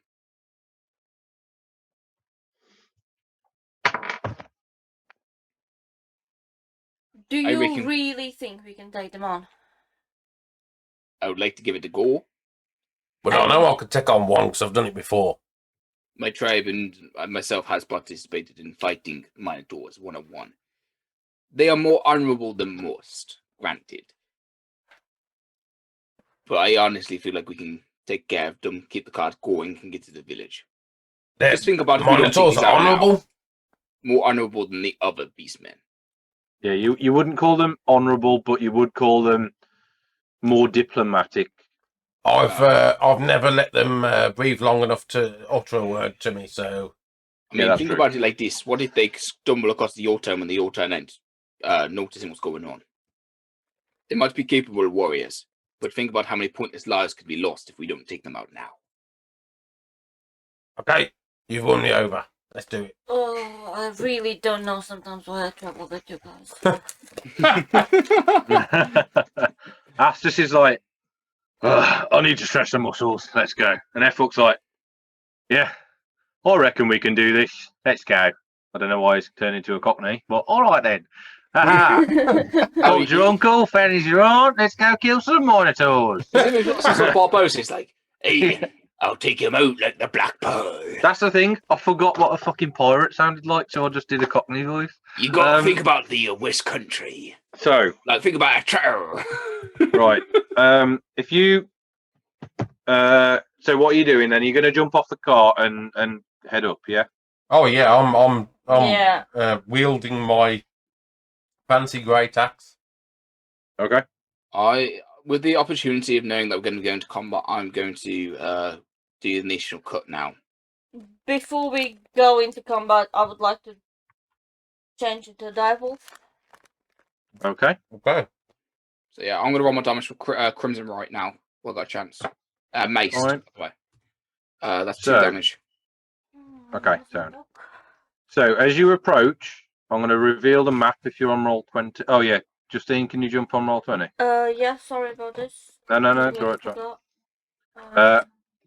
This is why I use As my you- health. As you sneak up and you approach, you see Astus and Efok go, hang on.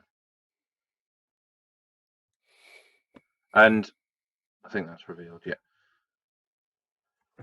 You might have to zoom in quite a lot because there's quite a lot of scatter terrain here. Okay. So as you as you kind of start not necessarily sneaking but edging up towards them, you get quite close and then you see Efok turn around and go, hang on, what's that? And Astus looks over his shoulder and goes, there's some more over there. They look like those gnolls that we fought on the way to Velestad. And the two of them, they turn to you two and go, you three, sorry, and go, we've got the gnolls, you sort out the minotaurs. And they kind of start edging away from the group, from the three of you. 1, I'm doing it because it's cool. 2, I'm doing it because I'm not playing 2 fucking characters because my brain will explode. But don't worry, you should be fine. Should is the optimum word here. But they sneak off, and I'll tell you what, Astus will turn to you and go, Thorvald be with you, and he'll bless Augen. Fuck it. So yeah, you've got a blessing, Augen, which lasts for 10 minutes, I think. Well, So, that's is he 1d4, using isn't his- it? No, so is he using guidance or is he using his racial ability to add 1 to AC? He'd have already done that on himself today, so it'll be guidance. Oh, he's using guidance then. Guidance is a minute, is it? I'm pretty sure guidance is a minute. A minute? I thought it was an hour. No, guidance is like a cantrip. It's a minute. It's a minute of concentration as well. All right, and So if fuck he it. He takes- does guidance on himself, and then Augen, you get +1 to your AC.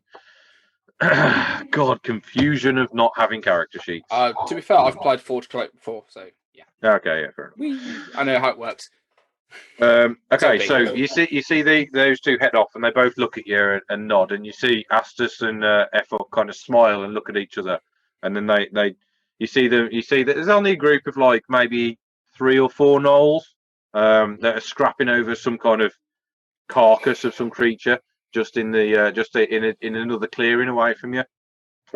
Looks like they'd quite easily be able to handle whatever's over there, but they head over, and you 3 start sneaking up. So if you're on a roll 20, I'd say you're around where you are now.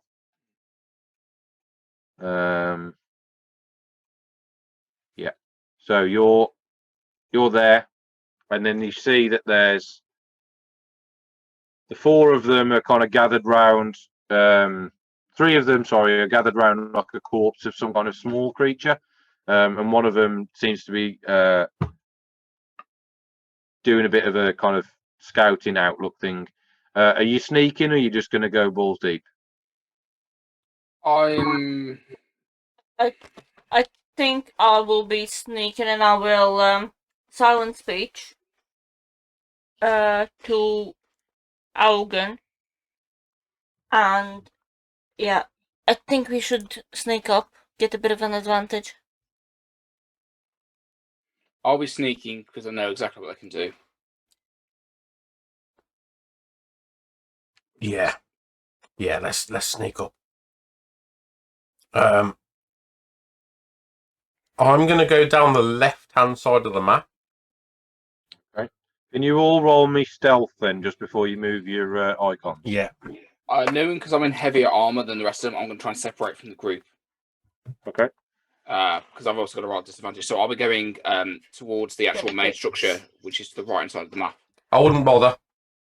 Well, I've still got to do anyway. No, I wouldn't bother. I've just given away all of our positions. Lowest rolls at 12. 17. Yeah, 12. 23. What'd you do? I rolled a natural 1. You Straight off the bat.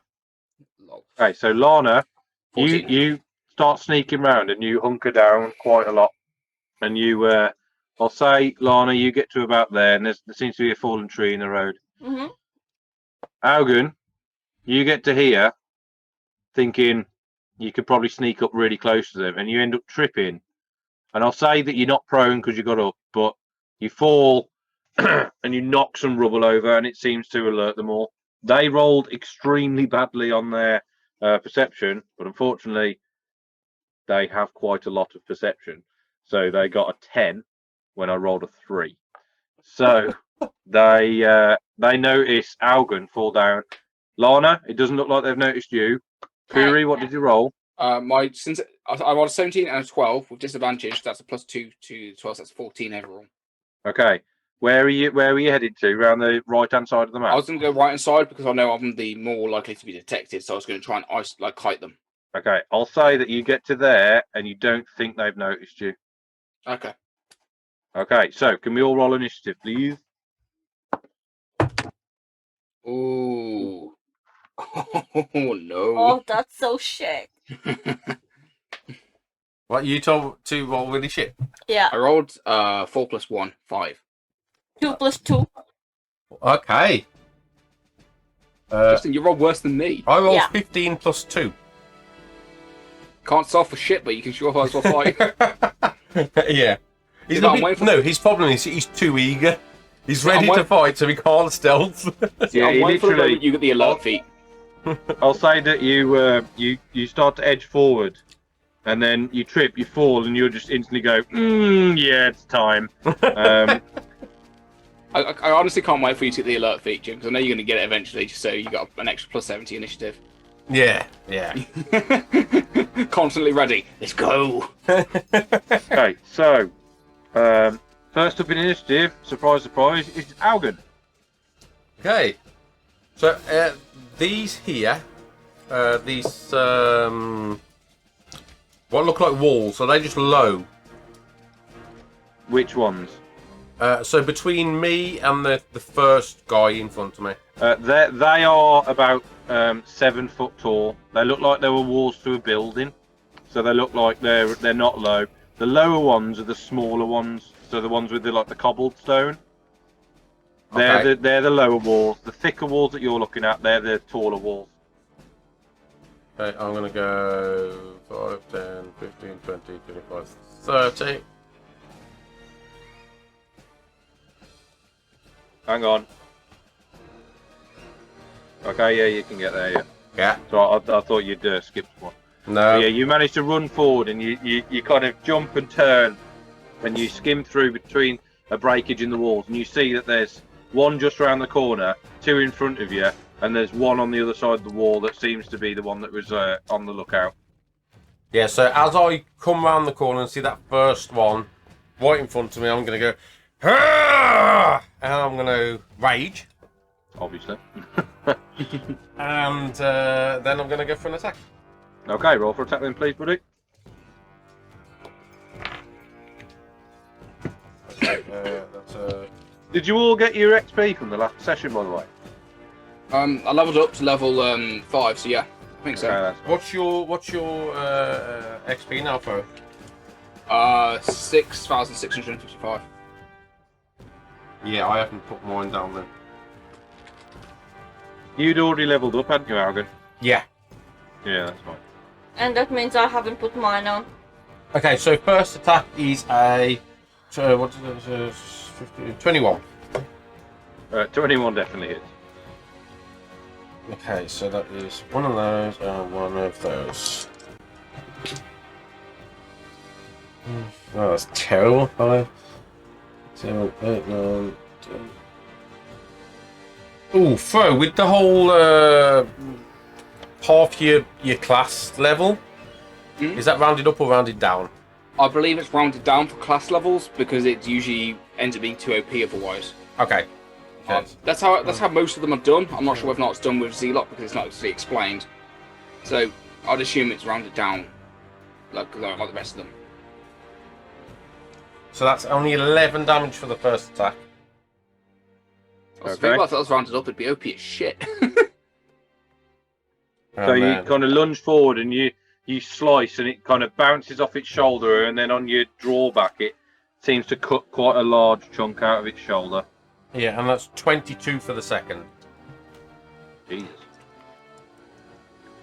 Maybe I should have fucking buffed these a bit more.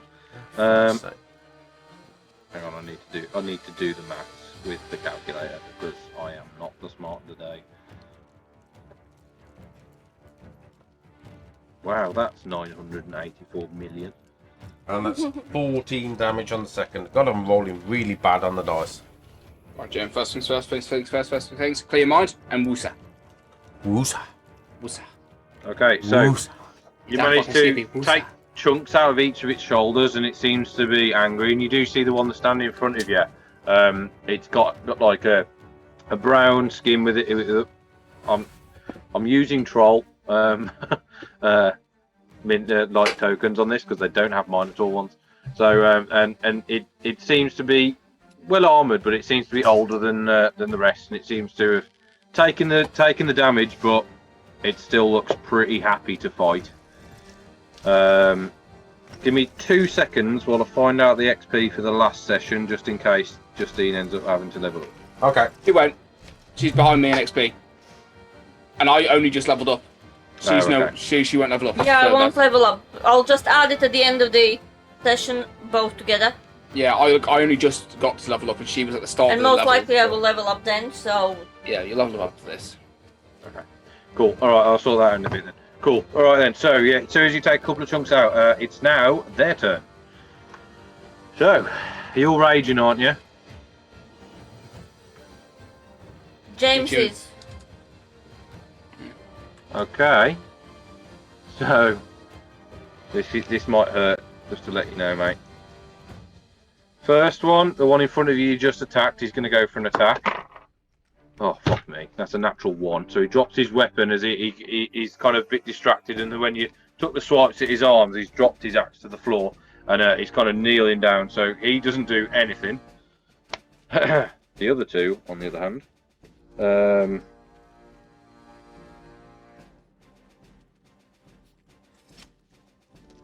yeah. Okay, so it's going to go for a gore. They're both going to go for a gore attack. First one's a 9. So as it runs forward, it kind of rams itself into the wall a bit, and you manage to dodge out the way. Second one. Oh yeah, that hits. That's a 13. That's an 18 to hit. Yep. Yep. Okay, so as it charges forward behind its fellow, it doesn't use any weapons. It just goes to gore you with its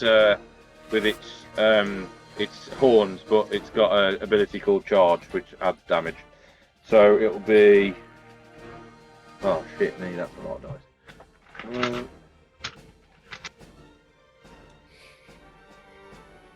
Okay, it's gonna go for a gore attack, and it'll be.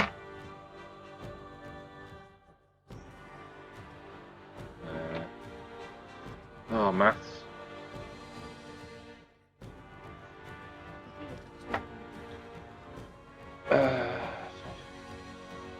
That'll be 25 piercing damage, half to 12. and can you make a strength saving throw for me, please? Give me a second.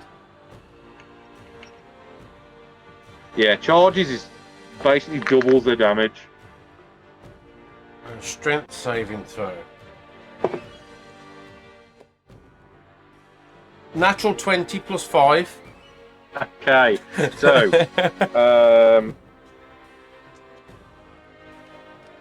okay, so as it hits you, you full on turn and grab its horns. Its horns stab into your stomach and rip upwards, but you manage to dig your feet in, and you're pretty much eye to eye with this creature, about the same height as it, and you kind of dig yourself back, and you save yourself from being knocked away and made prone, but you're now locked in with this creature. The other one has skirted round the outside, and it seems to be ready to surround you. Okay, Kuri. Okay, hold on. Let me just count this movement. So.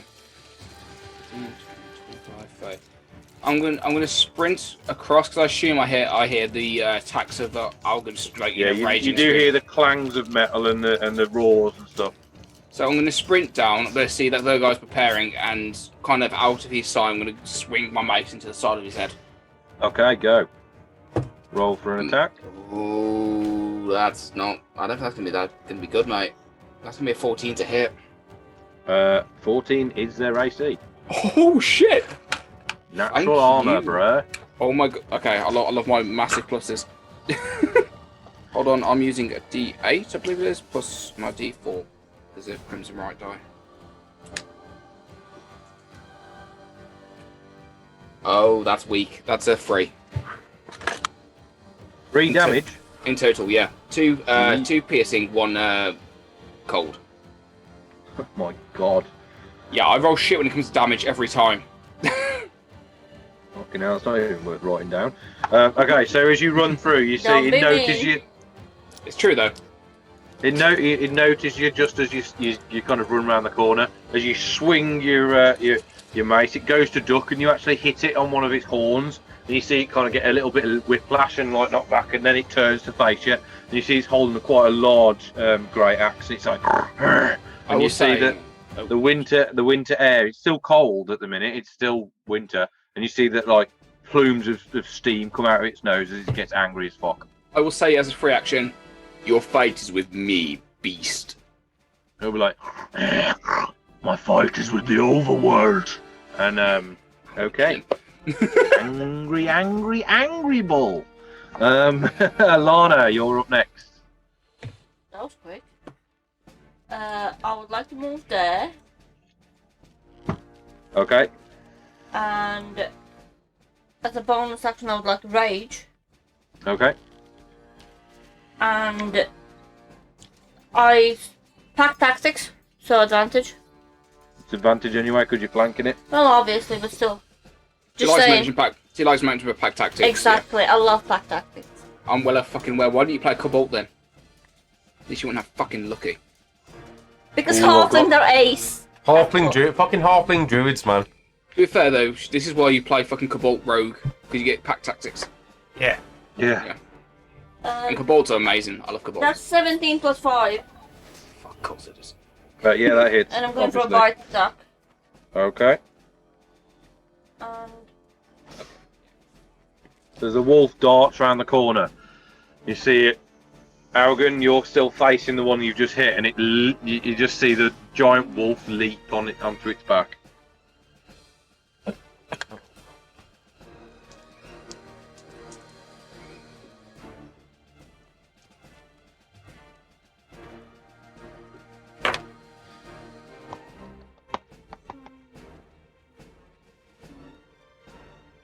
that is 10 piercing damage. Okay. Wait for it. Can you make 27 throw, please? And there it is. Does that count for creatures that are larger than you? It says if the target is a creature, it must succeed. It doesn't say anything about the size of the creature. This looks like a Google shop. I was gonna say because it's bigger than you. I was gonna say Quite a lot. you can't take down a Tarrasque. Yeah. A direwolf manages to make a Tarasco prone. Grrr! I'm an angry wolf. It's all right. Well, it depends. This is Word on for word. actually the Word for word, it roll mentions- 21. It mentions word for word, if the creature is, if the target is a creature, it must succeed Yeah. or saving throw or be knocked prone. It doesn't specify size. So if it's a Tarrasque, you just grab it by the nuts. So you And ask me, mate, a instant- Tarrasque can beat that with like his eyes closed. It's got like a +10 naturally to its shit. Yeah, I was going to say, to be fair, it's an unnatural 20 anyway. So as you leap Yeah. onto its back, it kind of grabs you kind of your snout and it just yanks yourself off it. And it's like, and you see that it's obviously quite pissed off. Is that your full turn? That is my full turn. Okay then. So back to the top of the round. Algan, you're now surrounded. Okay. I would like to. You've already raged. Yeah, no. I know. I'm gonna go. I'm actually gonna turn around. Seeing that the wolf is on the one, I'm going to turn around and get the one opposite me. Well, behind me. You look so tiny on the map next to them. They are technically bigger than you, to be fair, because they're classed as large monstrosities. Okay, so the first one's a miss, Okay. and the second What one. did you roll? I rolled a seven, Ah, okay, yeah, that's fine. and the second one is a 15. 15 just hits, yeah. Okay.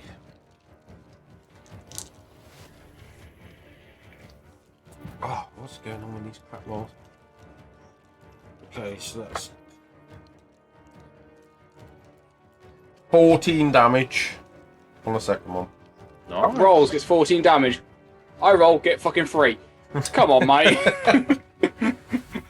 Calm down a bit, yeah?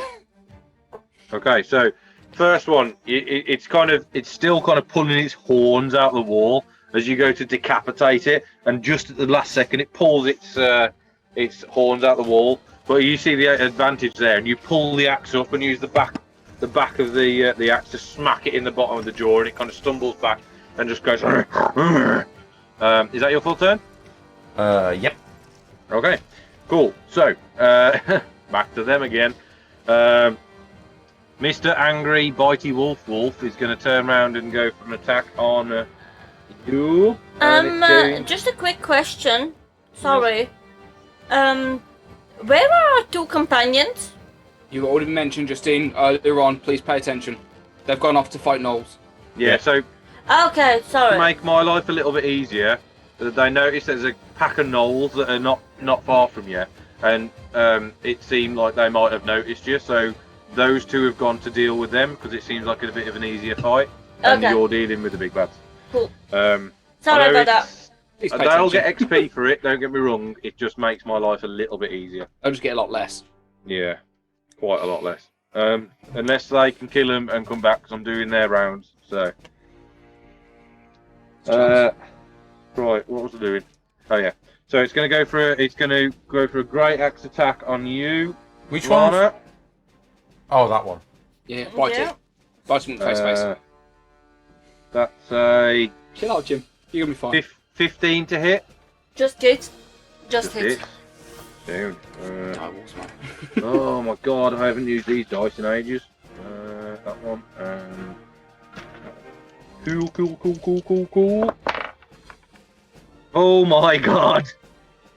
You lot would hate me if you saw what I just rolled. Double 11s! So that's... You are? Well, natural. Yeah, no, that's 11 on both the D12s. So that's 26 down to 13. 13. Cool. Okay, sound. And okay, the other two are going to both do reckless attack on the Goliath. First one, awful.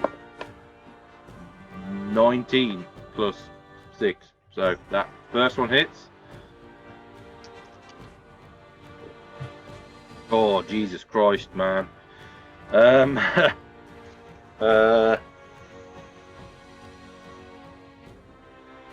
That's 23. 23 halved down to 12. I'm going to use my Two. stone's endurance on that. Okay, so that's down to 6 then, yeah? No, I rolled No, a yes, roll d12. it. Oh shit, yeah, sorry, yeah. It's D12 plus Constitution Yeah. to see how much you can negate. Okay. And I negate. Oh, that's not great. I negate 5 points off that. So I take 1 point. No. You said 6, didn't it? Oh no, 12. No, it was 12, wasn't it? So Yeah. Yeah, sorry, 12, So yeah. that's 5, you got Seven. 7. 7. Okay, and the second one's going to do a reckless attack with advantage. And that's an 18 plus 6, so I'm guessing that hits. Yep.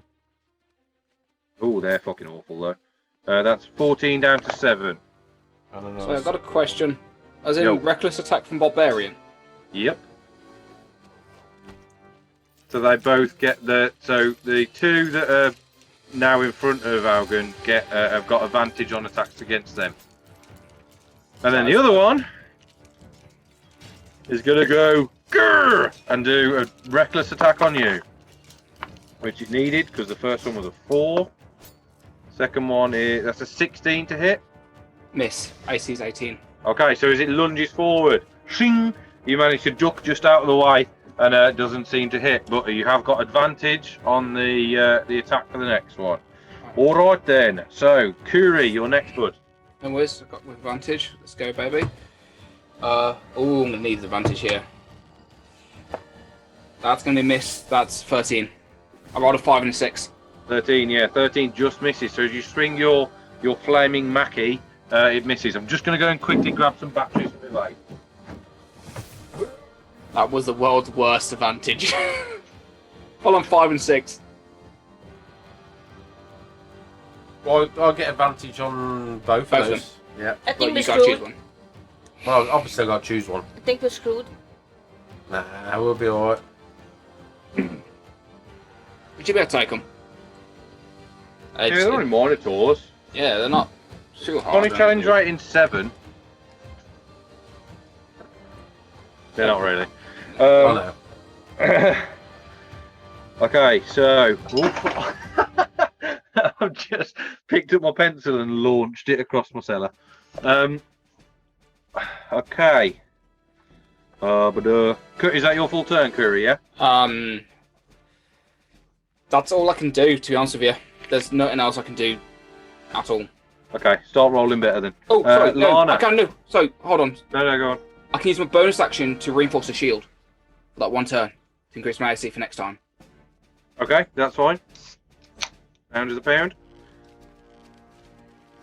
And that's Finally using the fell iron shield. I like I've been using it constantly. No, I mean like actual its abilities. No, I used it last fight as well. Oh, did you? I can't It just didn't matter because he hit me like for a million. Yeah, he had like a plus 400 or something. Lana, your turn. Again, bite attack. Okay. I still get pack tactics because it's 5 feet. Yeah, Yeah. as long as an ally's 5 feet Yeah. from the enemy. Yeah. It doesn't matter that he's not looking at the ally. No. It just you no longer got flank. You got pack tactics. Okay.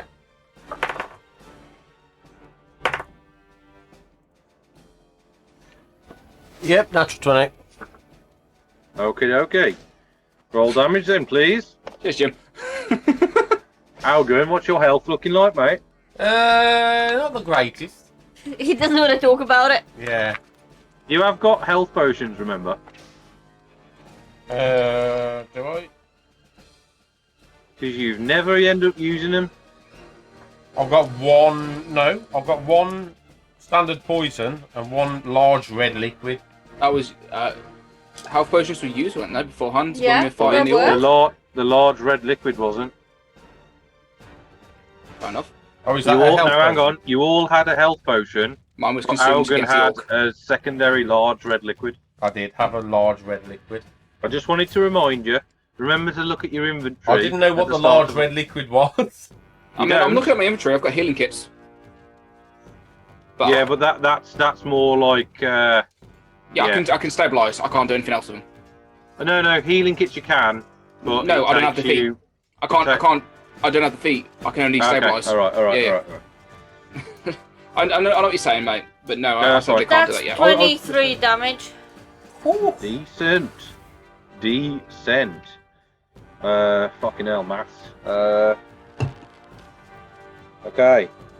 So as you And you full know on, the thing. you launch yourself at its head, and you manage to grab one of its horns, and you just yank one of its horns out of its socket, and he's starting to look pretty fucking rough. Did you roll strength saving throw? Oh no, I will do now. Oh, that's an 18 plus a million. Yeah, that's succeed. Yeah, 22. They seem to be quite strong creatures, if you haven't already noticed. Yeah. Nah, really? I meant like physically they're strong. Okay, Algun, back to your turn, buddy. Yeah, I am going for. Remember, you've got advantage. Yeah.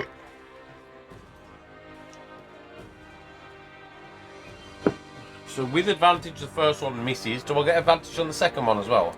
Yeah. It's for the entire turn. All attacks until the next turn. Yeah.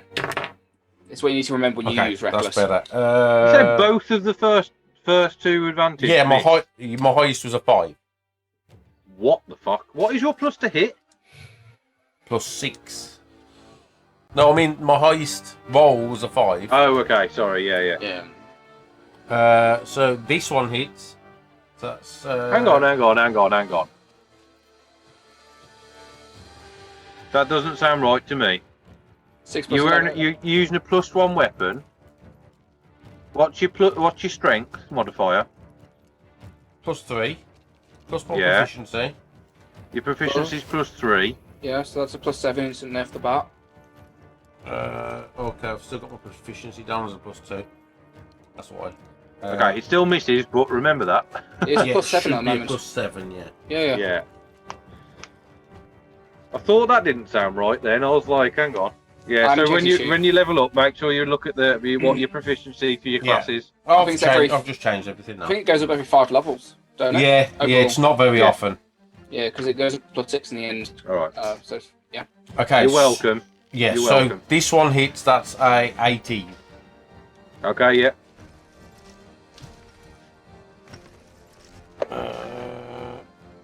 Notice. Better. Okay.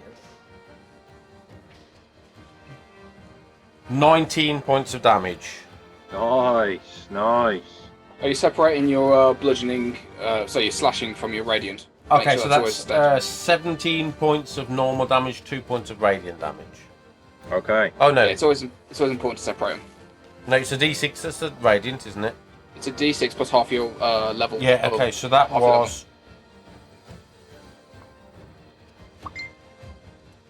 Hang on.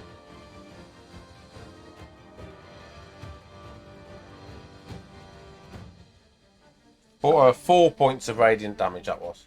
So you rolled a 2. Yeah. Did you add your rage damage to your standard Yes. Yes. sword? Yeah, no worries. Just making sure, that's all.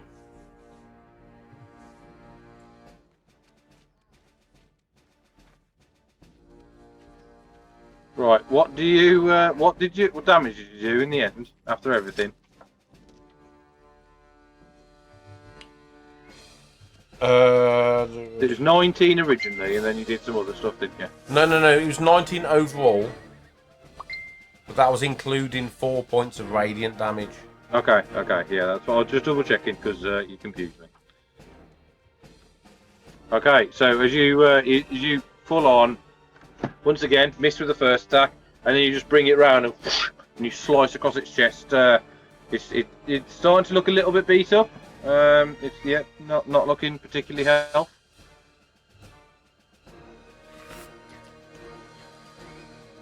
We have a James. We have a James. Yay! Bastards. James, honestly, I was only joking. You don't have to come in. It's up to you. I don't mind. I love a fight. No. Okay. Do you want to do some combat? Okay, cool. Yeah. Cool. All right, I shall work that out in just a second. He will take my mind off it. Put it that way. Okay. So, Algun, that was your turn, yeah? Yes. Okay, it's now their turn. Oh, what have you lot done? Yeah, jump on roll 20. Okay, so the first one I'm going to go for Lana. It's going to go for another reckless attack, which is useful because I dropped my dice on the floor. Yeah, that's 21 to hit. No, misses. Yeah, sure.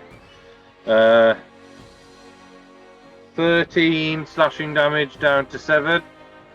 That's not shabby. And then I'm going to do Kuris. Okay, that was a 16. The hit. Miss. Yeah. Is it a miss? Miss. Oh, Not fucking hell, AC yeah, you've 19. I forgot you fucking got ridiculous AC, haven't you? I have an AC of 19 with Fell Shields. Fell Shields. Fell Iron Shield. Fell Iron Shield when it's using Yeah. second ability. That's currently 19 as my AC. Okay, and that was with advantage, so you got You have a advantage on shield attack. made out of felt. You know it. Yeah. I got Right, my shield has assets on it because you're a muppet. 17 for the first one, Jim. That hits. Okay. What? Oh, shit me. Oh, dear.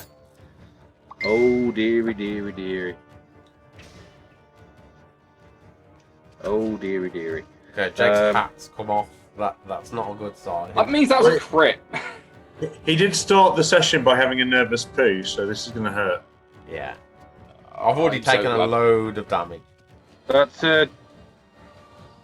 23 down to 11 Yeah. on the first one's attack. The second one, gonna go for advantage again. Fucking hell. Unnatural 20. And that's 20 down to 10 damage. I'm unconscious. Oh, wicked, wicked. Jungle is massive. Okay, I'll say then. You hear a mighty bastard as you see your small dwarf friend run onto the field. Just as I hit the James, floor, can he you roll runs onto the initiative for me? battlefield. I can indeed. Initiative would be. You've left Efuck to deal with a load of gnolls by himself. 15 initiative. 15.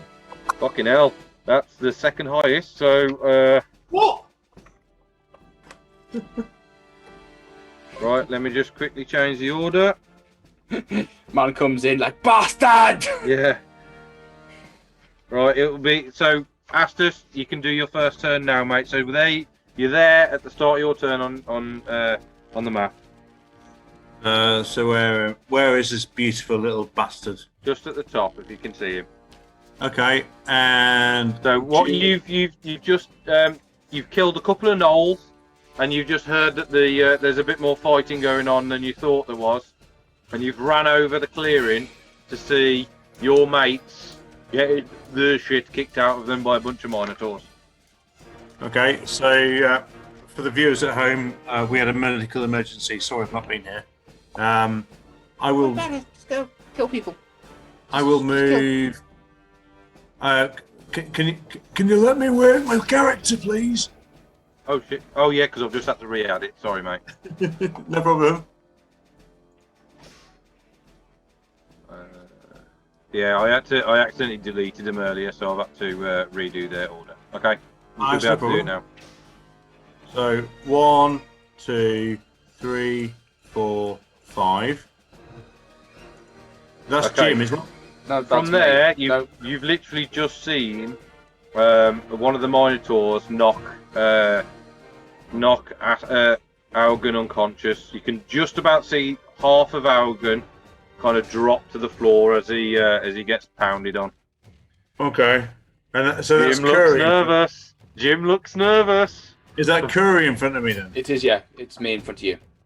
I need to ask a DM question. Go on. Could I do like a? I can't do cure wounds and healing word on the same turn. No, but what you can use. The way you got to look at it is if you got to You use put a spell spare the slot. die in, if you've got it. And Depends. He can't make it. He's gonna have to use a dash to get to you. He could. Yeah, I suppose. Okay, so I'll do healing word at. What have I got? Oh, I'm looking through it all. Like healing word level 2 on Jim. If I've got line of sight. I think it's just sound. I don't think it's sight. You've just seen him fall, so you probably see like his hand. What have we got? Healing word. Yeah, as long as you can hear him within 60 feet, you're fine. So I'm going to roll it on roll 20, but the only button I've got is level 1, so I'm going to add another D4 or whatever it is afterwards. If that's okay. Yeah. So then say roll 1D4. Oh, that's good. So that's 12 points of healing. Okay, so Algan, as you kind of get you get striked in the chest, and you're like, and you feel your kind of self like hit the floor, and you're like, oh, and you're gasping for breath, and you can kind of see the world spinning. Suddenly, an anvil fucking hits your chest, and you're like, oh, that really hurts. Yes, it does. You are prone, but you're back up. Yes, awesome. It does. So that I think healing word's a bonus action. It's a bonus action. Well, there's not much else I can do really because I'm not within reach of anyone. So I'll use my action to dash turn, and I'll get closer to Jim for next turn. Okay. Do your movement. So that gap in between the wall, you can get in between there. Yeah. Go there. Yeah. Okay. So as you round the corner, you see kind of Algan like wake up from his stupor, and he's like, and you see that there's a direwolf leaping on a minotaur, and there's 2 other minotaurs bearing down on your Goliath friend. I'm not scared by the direwolf because it's pretty much what Lana does every single battle. So yeah. You're not surprised, to say the very least. Cool. Right then. So. Yeah, Fro, we'll just let it slide for now, alright? We'll sort it out next time. Okay. Kuri, you're next, bud. Right, the person needs to roll a relentless attack against me this turn, correct? Yeah, he used Reckless, yeah. I'm gonna go for it. So first one. Okay, so the highest is 11 plus 7, 18. Right, yeah, that hits. Like a truck. I got off massive to hit, just weak gas damage. Oh, I just realised what I did wrong last turn. I never added my additional bonus. What, your Crimson Right? No, my strength bonus. Okay, well, add this on this round then. Oh, it's okay. So it's going to be 14 piercing and 3 cold. Good hit. So 17 altogether, yeah? Yeah. Fuck's sake.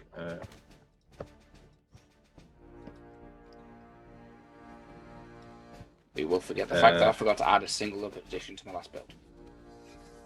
Okay, so as your flaming cold axe, you slice a pretty deep fucking cut through its arm, where you see a part of its fur and its muscle kind of fall away, and the wounds are automatically cauterized by the cold hot axe that you did. You got anything else? Bonus action defense.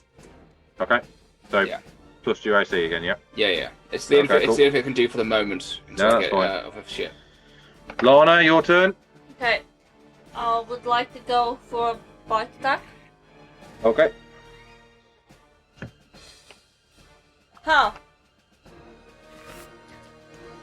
Again, my ally is prone. Does the pack tactics work? No. I can double check it just in case.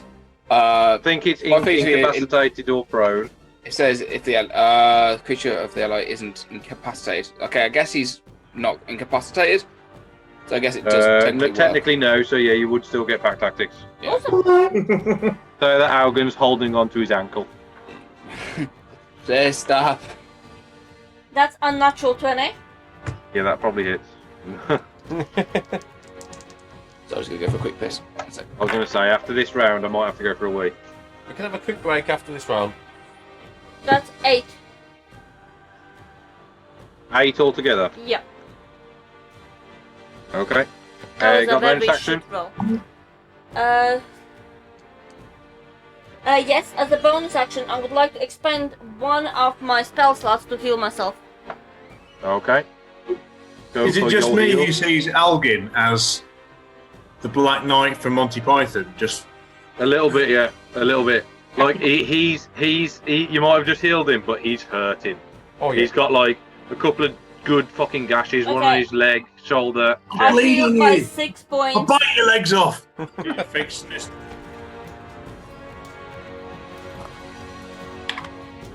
Man, Sorry about that.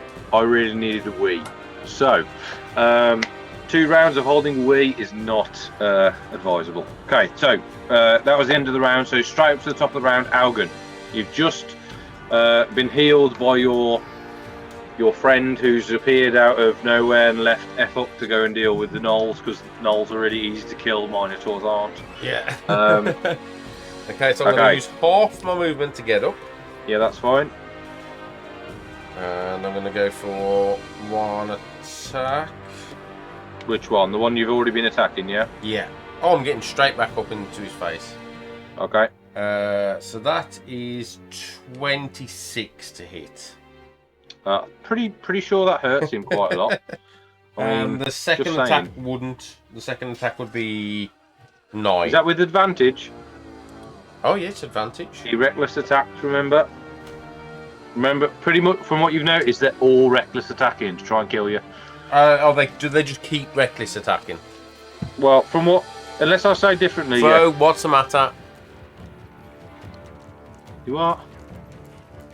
You've got no sound, Fro. We've got no sound. You're not raging. You're not, because your rage has dropped because you're knocked unconscious. Your damage ain't that big. Hell, it's all I can do. I can't rage again. You can. You have 2 rages a day. I have 3 actually. Yeah.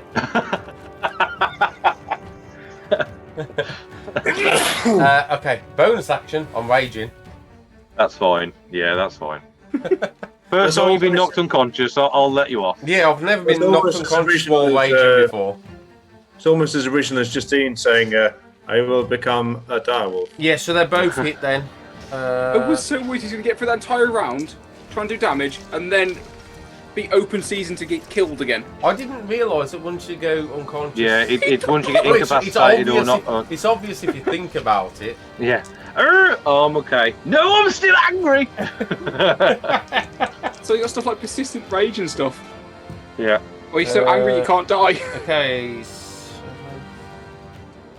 9 slashing damage Okay. and 3 radiant damage on the first attack.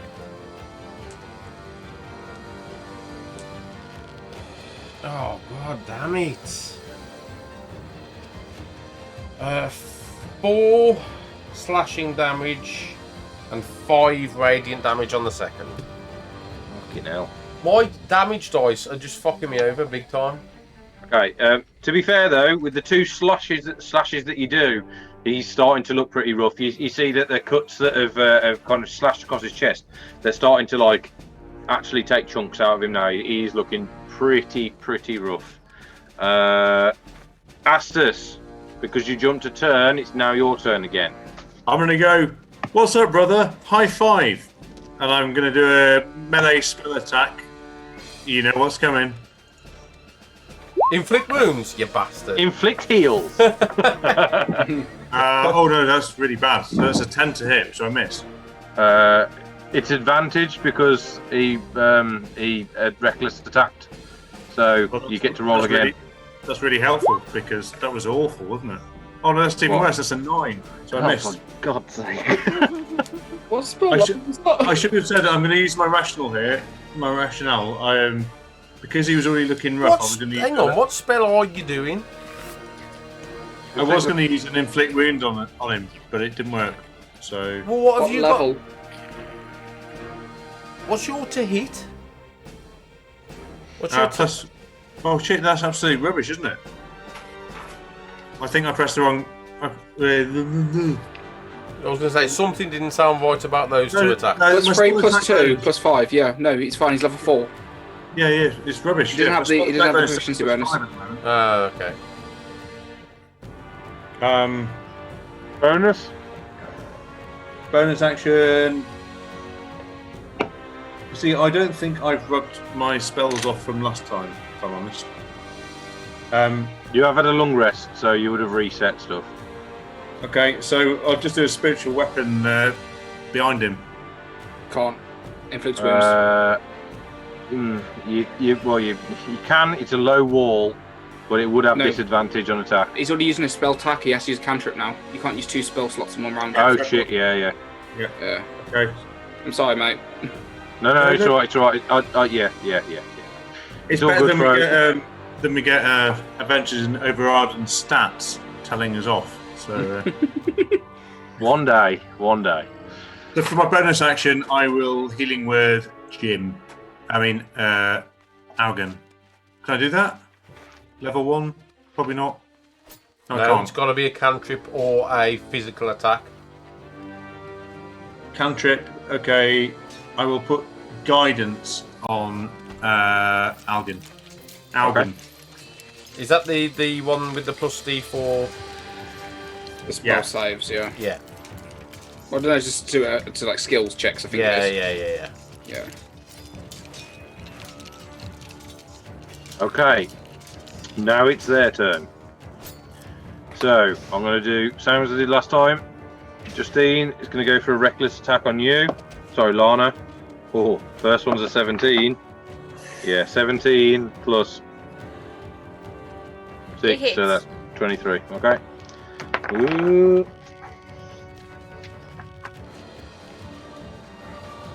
That's not amazing. 14, you're still raging, so that'll be 7. Yep.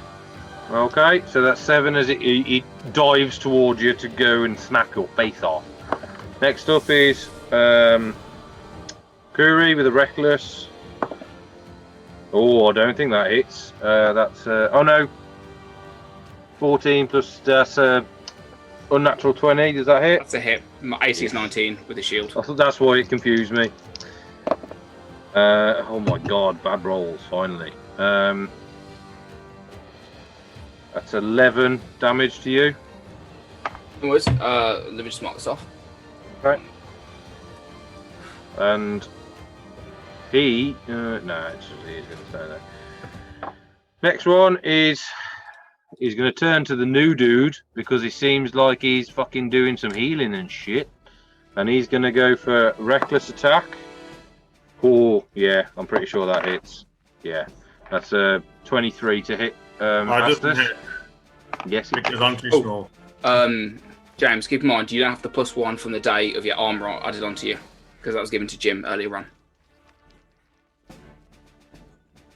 You weren't here to say anything else, and that's what happened. Okay. But I still think that's going to hit. No worries, I'm just pointing out to start off with because usually you have your AC is 19 otherwise, so your AC will be 18 with your shield. Thank you. You get. No worries, But it was mate. a good call. I need to help you. Okay, so that's 20. Good job, we've got a rules lawyer in the group. 20 slashing damage. 20 damage. Yes. Wow. I'm here to help. It's horrible finally being hit, isn't it, James? So my hit points are currently the average age of a combat soldier in Vietnam. 7. No, 19. 19. 19. Did you put all your hit dice back up to max? Yeah, I was on 39. I'm now on 19. Thank you. Dear. Sorry. I mean, I'm not that sorry. One hit was like half your day. Okay, so next it's going to go for attack on you with reckless again. Sorry, Jim. Oh, that hits because that's a natural 19 for the first one. On me? Yep. Fuck. Oh, that's bad damage rolls though. So that's 8 down to 4. Yeah. And yeah, that. Ooh, hang on. Okay. I'm still standing. I'm still standing. Better than I ever was. I'm gonna get to the fire. Right. Okay. Like a little kid. This one is gonna go. Opportunity attack, Jim. Yeah, give me a second. I'm just making sure that the oh, there we go. You can see the battle map. Could you highlight the one that's just moved or whatever he's done? Yeah, it's the That one one. that's got 4. Okay, how do you do that? How do you highlight it? Make sure you got the your mouse on standard mouse and you just hold a position down. So you can do it anywhere on the map. Oh, okay. I'll have to remember that. So, attack of opportunity. And that is. Oh, that is a. Oh, that's going to miss. That's a 13. That just misses. So as you see him, he takes a swipe at you, and he just manages to nick you this time. And as you go for it, Oh, like hang a on, riposte- hang on. Sorry, DM. I think that's advantage because it's reckless. Oh shit, me! Yes, it is. Yes, Thank it you. is, James. Secondary rules lawyer. Yeah, that Look definitely how hits. happy he is. 17 plus 7. Yeah, that really hits him. I mean, it's not going to kill him, but yeah, it hits him. Yeah, and that's okay.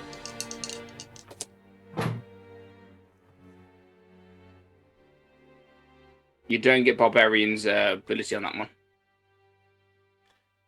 No, but either way, it wouldn't have been great. It's So just a straight it's damage. 3 points of damage. What? Add your rage, add yours to hit. Your strength. So rage should be a +2, followed by your strength, which is +3, so that should be a +5 added onto that. A plus. Oh yeah, of course. Oh no, yeah. So that's right. So it's I rolled a 1. So it's So 6. Yeah. Better than 3. Well done. Yeah, I forgot to add my. You haven't been forgetting that all the way through. No. All right, okay. Okay, so as he runs away, you manage to like kind of take a slice out his back as he roars, jumps over the wall. Doesn't move his full movement because he jumped over the wall, but he got to there. Okay, so next up is Oh, can I? Oh no, that was a reaction. It's not my turn. yeah, it was a reaction. Yeah, sorry, mate. Corey. Because it's reckless. Yep. I don't think that's going to hit. That's going to be a 13 until. That Miss. 13 misses. Is it with advantage though? That was advantage 5 and an 8 plus the 7. Oh I've been shit! rolling terrible tonight. All of this. So the only thing No, I we can rolled do. really well at the beginning. Yeah, I was rolling 17, 18s, and like 19s and stuff to How start many with. natural Now 20s you had tonight, I for? had 2. I Exactly. had 2. I'm really happy about Not that. in combat. No, but to be fair, it's better than my nat 1 usual streak. Yeah. Have you got a bonus action, Curry? Defense. It's the only thing I can do. I can't attack with it until I get the feet. Okay, that's fine. Yeah. So defense. But maybe Lana? that shield and that mace is a Fight better back. standard than that. Okay. Fuck off. You had your chance. There one. You had your chance.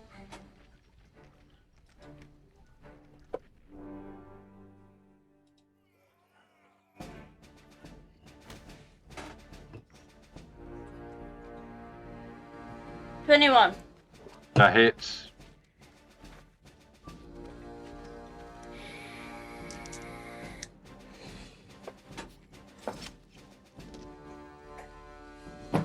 $15 damage. Nice. What? That's brilliant. Yeah, he's dead. He was going to be knocked prone because I've already rolled his strength throw, but no, he's down. He was only on 10 HP. Okay, so first Minotaur, boosh. So as you jump forward, you knock him onto his back and just rip a chunk out of his neck, and his voice boxed a lot. Your maw and your face is just covered in blood now. You definitely killed him a lot. Definitely Anything else you want to do on your turn? You've got movement left. And bonus action. I know. A quick question to the rules lawyer. Mm. rage, if I go back into human form, cast a spell, do I have to re-rage? You can't cast a spell in rage at all. No. On top of that, you have 10 rounds of rage only per rage for the moment in time. So are you counting your rages? Your turns. She only has what? She has 10 rounds of rage. Is that That's what happens when you're below level barbarian. Oh shit. Yeah, you haven't hit 10 rounds yet, don't worry. No. So, yeah. Just make sure you count your rounds in future, but no, you can't cast a spell into I your think rage. we're at like round 5. Yeah, we are. Yeah. If you just mark it on the literally as a dash on the top, that's what I was doing for that one shot. Even though it wasn't rage, it was my runes. So But no, just if you want to cast a spell, you got to end your rage. And I yeah, have so you 2 got rages, movement don't and a I? bonus action. It's a bonus action to end your rage. I know. Use your movement. It's cool. Fuck it, I'll just move that. Okay. Okay, cool. Next up then is back to the top of the round, Algun. So you just had the one that ran away from you, managed to skirt away. The one you've been hitting on for a while is still there. And is it still with advantage? Yes, he's been reckless attacking Yeah. you. Okay, first hit is a 17. That hits. Second hit is going to hit as well. Yeah. Okay, 2 attacks in. Okay, so damage on the first one is better. That's a lot better. Take you out with your little 2 attacks, buddy. I know, yeah. So that is 9, 15 damage, 15 slashing damage, Yep. and 6 radiant damage. Okay, you kill him. Okay. Oh, hang on. No, you don't. No, you don't. Okay. I'll do damage for the second attack then. That's all right then. Because I mean, you kill him, he's got 1 hit point left, but... That's We still want to hit your roll, buddy. Come on. 12 damage on the second. Okay. So the first one, you near enough disembowel him, you cut his stomach open, and you start seeing his innards falling out, and he's like, and he goes to give you one more attack as you just swing your axe up and just lop his arm off as his arm goes flying, and he's a fish dead. Let me just rub him out. Okay. I still have movement, don't I? You do indeed. Right, You're not going to be able to squeeze through that gap in the wall with Asta standing there, though. What are you trying to say about my belly? no, what about over the broken Yeah, down wall? so to get over that wall, it's double movement. So it'll be 5, Okay, so and then 5. it'll be 15. 15, 20. Yeah, so that's fine, yeah. And I've also got, because I'm not wearing armour, I've got a plus 10 on my movement. So I've got fast movement. Yeah. So it's 40 feet for me, not 30. Okay. So that wall classes as like as rough terrain, so it'll be a jump. But you're flanking him, so I mean he was reckless attacking anyway, so he's got advantage. But your turn's done, so it doesn't matter. Yeah. Okay. Astus. I'm going to 1, 2. 1, 2, 1, 2. Jim's mate here. I'm gonna try it again. I'm gonna go high 5, buddy. But this is his face.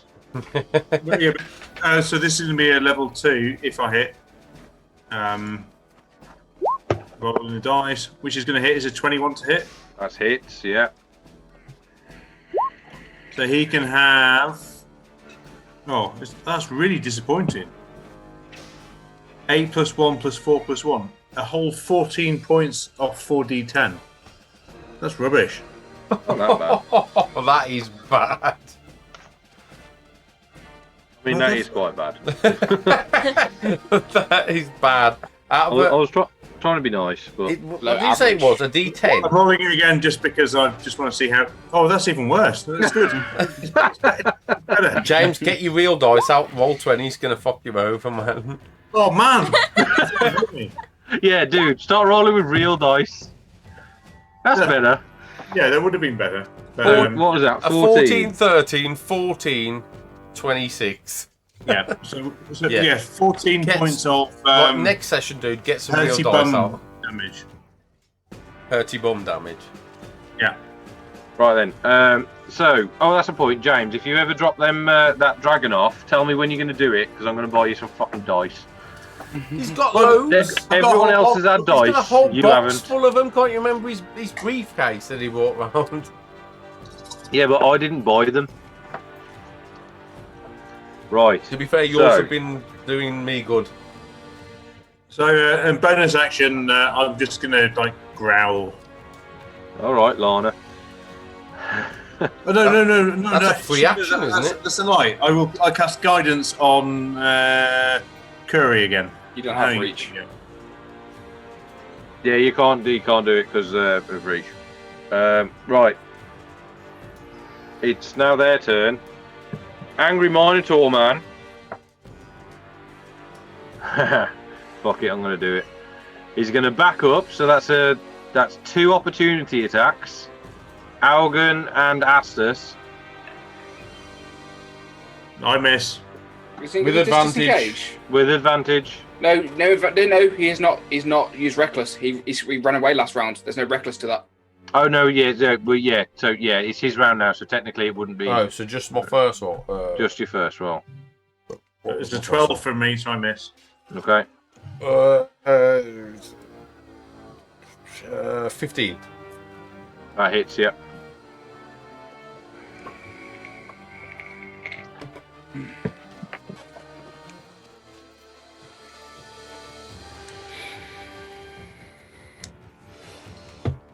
Uh, 16 points of damage. Oh, nice. Well, and that's not using 4d10s, is it, either?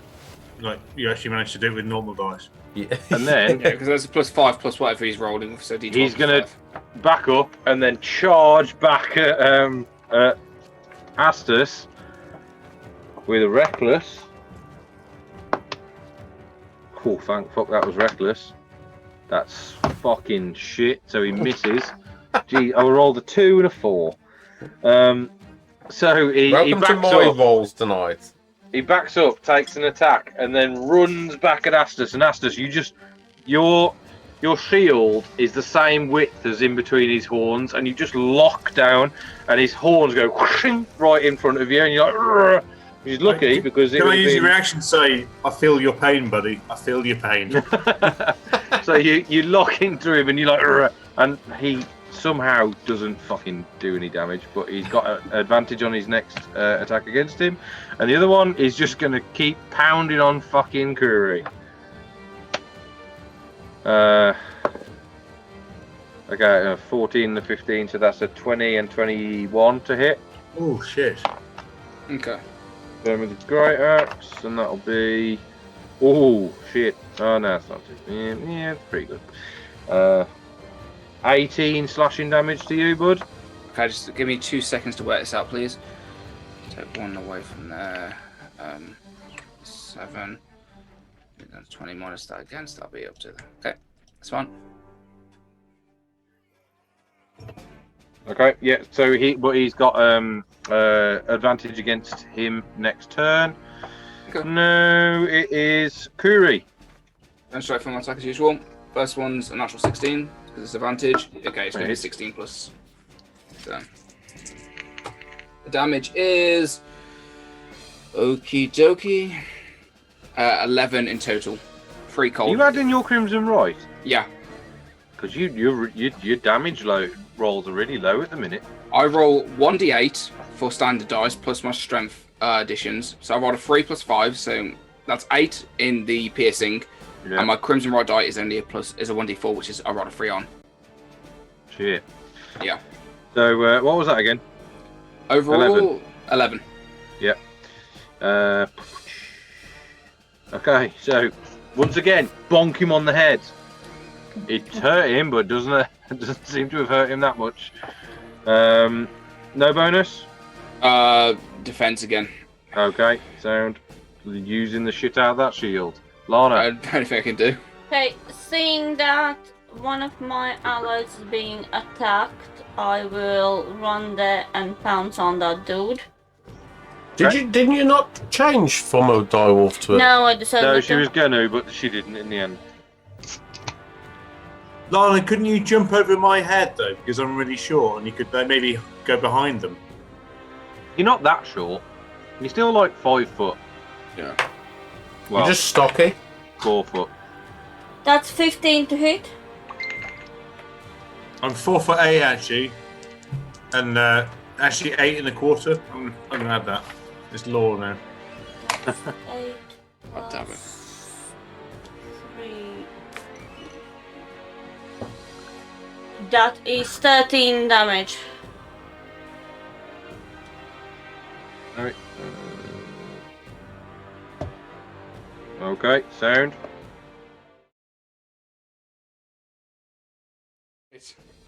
Right, okay, so I am back. I apologise. Lana, you just finished your turn, didn't you? Yeah. Okay, Ogun, back to you. Taking your revenge on the bloke that's been beating your ass. Okay, he's done frenzy, hasn't he? He's done reckless. Reckless, I mean, not frenzy. Okay, so that's 17 plus 7 on the first attack. Okay. And fuck me, that's the second natural one I've done. Okay, second I rolled a 1 followed by a 2. So I hit him once. Did you roll twice for the first attack? Yeah. Okay. It was a natural 1 followed by a 17. Man, I'm sorry for your dice. Oh no. I'll never buy anyone dice ever again. Fine. I got such a bad natural 1, I lost a dice. Okay, so Yeah, that's true. that is 9. 15 points of slashing damage and 3 points of radiant. 18. Okay. He's starting to look pretty rough. As you dig your axe into his back hole. Astus. I guess I'll twat the same bloke. Okay. Aren't you glad Yeah. you came back? Ooh, with what? What am I going to do? I'm going to. Yeah, I mean, let's say shoot to form, but it's going to be level 1. But I'm going for the inflict wounds. Okay, is that your last spell slot now? So I've got 1 left of level 3, and I've got 3 left of level 1. Right, okay. So it's advantage, isn't it? So Yeah. there you go, 24 to hit. Yeah, that hits, yeah. I'll give you that one. The first one And hit, to be fair, but But then you're ready because it's going to be like 3 ones. 6 damage. Oh. But 16, that's not too bad. Not That's all right. bad, not bad. That's more than I got on my level 2. So there you go. I'll mark that one off. Bonus action. I'm just going to look really scary, so he tries to hit me. Okay, so as you full on, you grab his horns, and you see his horns start to darken and start to turn to ash and start cracking as it starts to reach down to his head. He's looking extremely rough. And I just like, for bonus action, I just give him a little kiss on the cheek. You can do, yeah. So there's a little pucker mark of dead skin on his cheek from where you kiss him. Pro, don't look so confused. Okay, it's their turn now, and he's going to just go ham on you with a reckless because he's about to die. So, okay, so that's 13 plus 6, so that's a 19. Yeah, that hits. Okay. Oh, drop the dice. Wow, that bounced so far. I'm gonna have to find another dice because I can't find that one. Just put it down as a 1, it's fine. It's fine. 9. That's pretty shit, to be fair. That's 13 damage. But you Oh, find the shit. dice out, it was like max damage now. Yeah, I'm gonna look for it. Well, it was better than the other one I rolled. And then the other one, it's just gonna carry on beating on you, Fro. Sorry. No worries. Natural 18 for the first one. That's a hit. That's a natural 2 for the second one. I'm not gonna lie. For all his handsome exterior, Astus currently looks like he's about to drop dead. 16 damage to you, slashing. Conscious. Oh, hey! So basically, the second one will be an advantage if I would go down after the first hit. No, he hasn't got a second attack. They've only got one attack. Oh, it was reckless. Yeah, I'm Yeah, unconscious. so he rolled twice, but it was on the So Kuri's down, and that is their turns are done. Yeah, their turns are done. Use that later. Okay.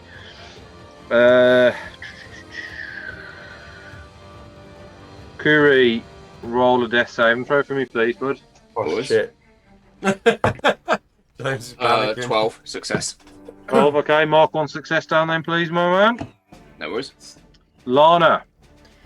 As I see that my friend goes down, I would like to go for another bite. Okay. Chomp, chomp. Well, on your friend or on the baddie? Yeah, she just On the sees him belly. down. She's like, yeah, kick him on while he's down. Fresh meat. That's 19 to fresh hit. flesh. Hits. The fresher, the better. Give me his skull. 12 damage. out of it. Blood smoothie. Okay, he's looking rough. He's Hang on. rough. Time. This is Curie, yeah? Yeah. Yeah. Yes. So just been downed. Okay. Lana, Haugen, your turn. Yeah. Put text in it.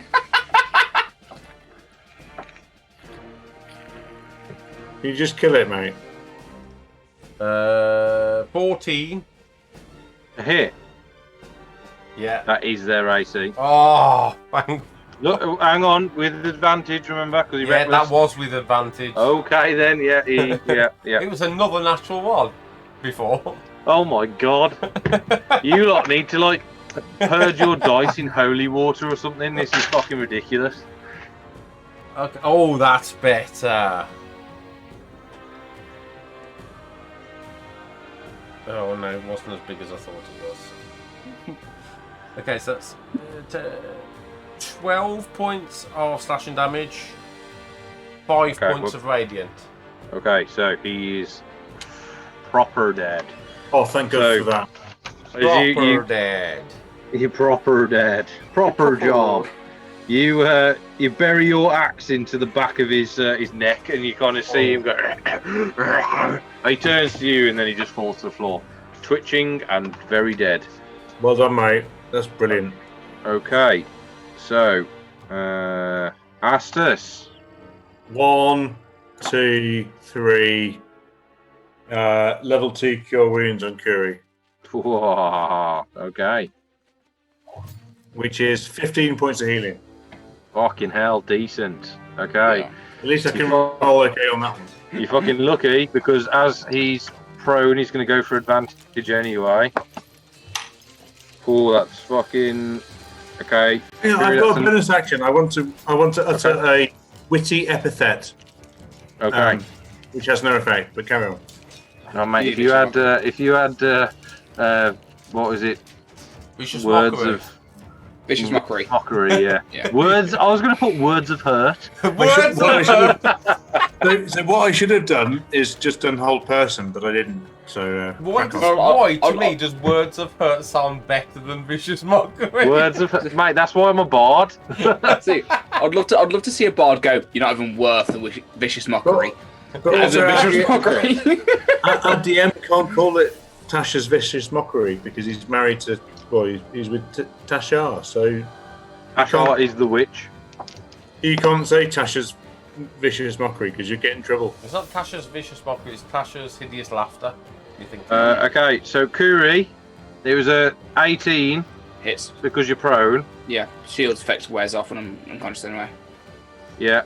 You're not but back up unconscious. to- did you say you're back up to 15? Yeah. 15, yeah. Okay. So that's an 8 plus a 2, make it 10, plus a 4, it's 14. Fucking hell. So you're back down to 1. Oh! Right. You could have been unconscious twice in one round. And he's that's his turn because he can't do a second attack. But if he could, he would go for a second attack. Kuri, it's your turn, bud. You are prone. You've just had one dude go ham on you. Okay, I'm going to use half my movement to get up. Next, I'm going to use bonus action second wind, which is fucking amazing, by the way, because that's a 10 on the dice, so it's going to go by 11. Okay, you're back up to nearly what you were when you were healed. So on 12. After that deep breath, I'm going to smack him in the face with my mace. Okay. That is a nat 1. Oh, bruh. Bruh. You hit him in the Doesn't face. he have advantage? No, because Nope. he didn't need to use reckless attack because the motherfucker was on the floor. Oh. So, Ooh, I don't think Crimson Right's active either. But hang You know, on, if Fro's you- saying that he's hitting him in the face with his mace, but he stands up. we all know it's my mace. Kuri's My kind mace of like stumbling a little bit because he's just been knocked unconscious and he's like, ugh, and he goes, ugh, and as he goes to hit, he just lets go of the mace and the mace goes flying behind him. I'll draw on the map where it is. Okay. Free hand. Let's go black, and it gets wedged in this tree stump. There you go. That's a good drawing. So your axe is now wedged. You are weaponless. And because I'm not holding it at the end of this turn, Crimson Right does die. Yeah. Okay, cool. Yeah. Lana, it's now your turn unless Kuri wants to do anything else. That's everything I've got.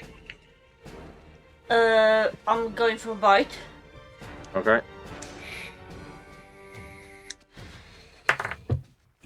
This mofo does look rough, but he doesn't look that rough, just to let you know. You didn't have advantage on that, Justine. Pack No, it's tactics. Oh, pack tactics, of course you do. If you get Oh, yeah, that's true, true. fucking druids, man. Fucking druids, man. Fucking druids, That's man. 17 to hit. That's very hits, yes.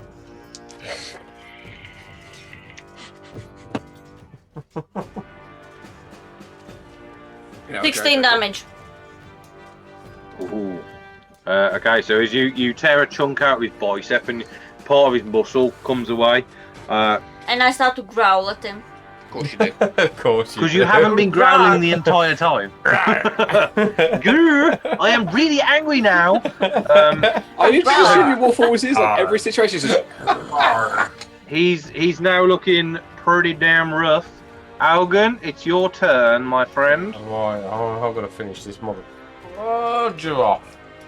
well, if you roll that one and hit me again and take me down. Do the move up to? 20. Yeah, I've got to move, so I use like whatever movement it is. 1, 2 there. I drew an arrow. Yeah, I know where I'm going. 10 feet of movement. Okay. And then it's a 21 to hit. That does hit. Yeah, I thought it might. You get advantage, don't you, because you're behind him. Yeah, it's flanking technically. Yes, but well, let's I'll be see what honest, Because happens.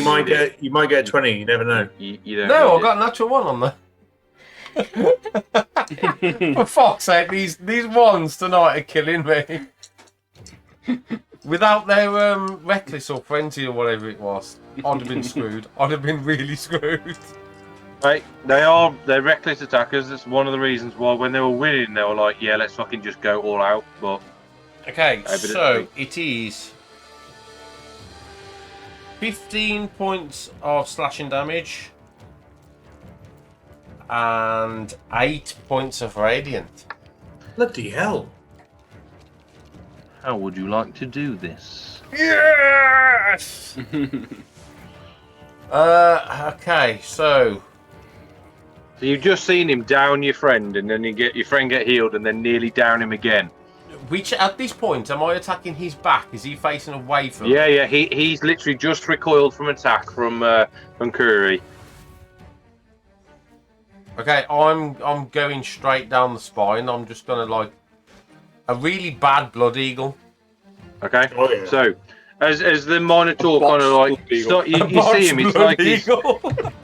he's trying to like cut down a tree kind of thing. He's hacking on Curry, and Curry's like, Curry's looking pretty fucking cut up as you run, and you first slice to the top of the spine, and you see his head go, and he's still alive, and he pushes against you, and as you put your foot on the lower part of his back, you yank your axe out again and go, and you see just next to his spine, you slice all the way down the muscle, and you see his spine actually just flop out of the back, as if you've opened an envelope.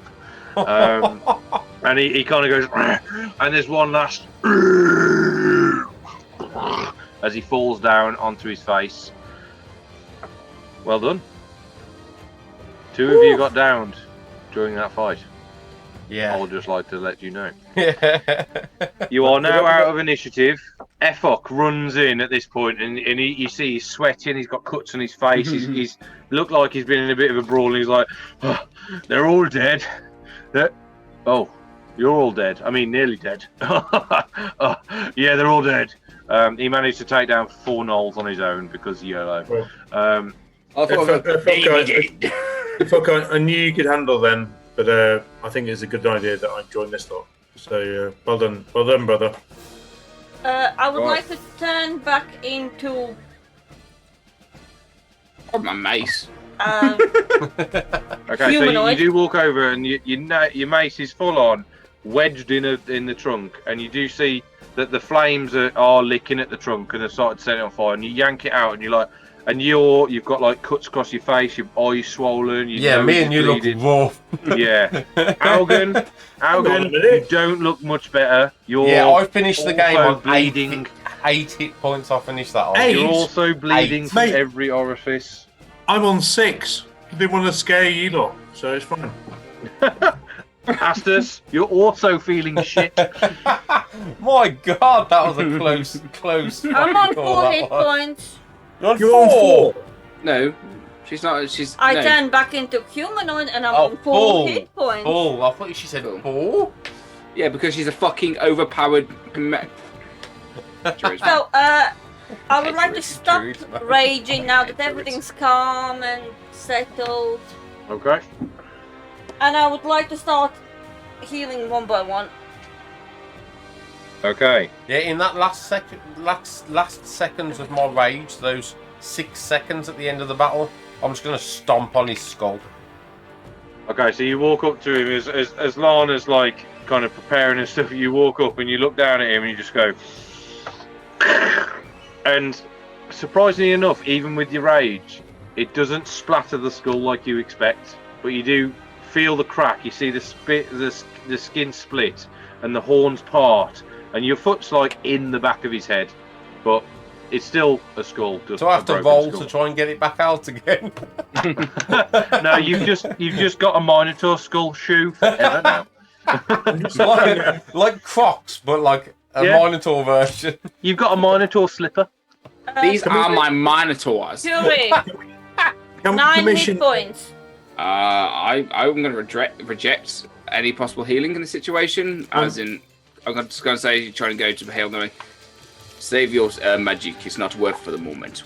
I would like to say that I think we should have a plate made, a commemorative plate, because for once Lana is trying to help her comrades rather than just. I would like to loot the bodies. I would like to loot the bodies. Make sure it's big, nice, and cool. Yeah, even when Curie kind of says no, I kind of say, alright then, I kind of think that's fine, and as I pat him, I just cure wounds. Try hit my AC, bitch, because I'm going to dodge. Okay, roll to attack then. Roll to heal.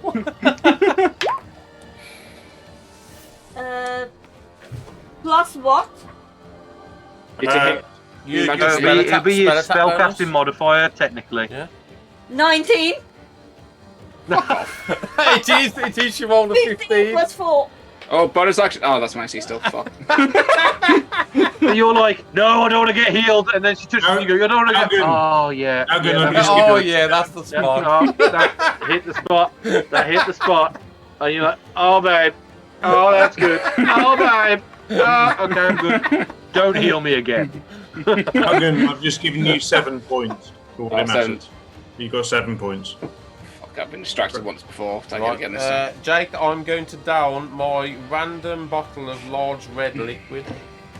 Well, Okay. Algan, I've just given you 7 points of healing Yeah, but because you might need that if you. Because you have 8. No, I'm pretty low anyway. If we come into anything else, I need to be tip-top condition.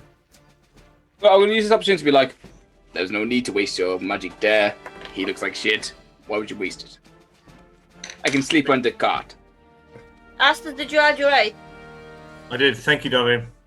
And Jake, what is the large red vial? Luckily for you, it is a healing potion, not a shitty little one or lesser one. So it'll be 4d8 plus 4. Ooh!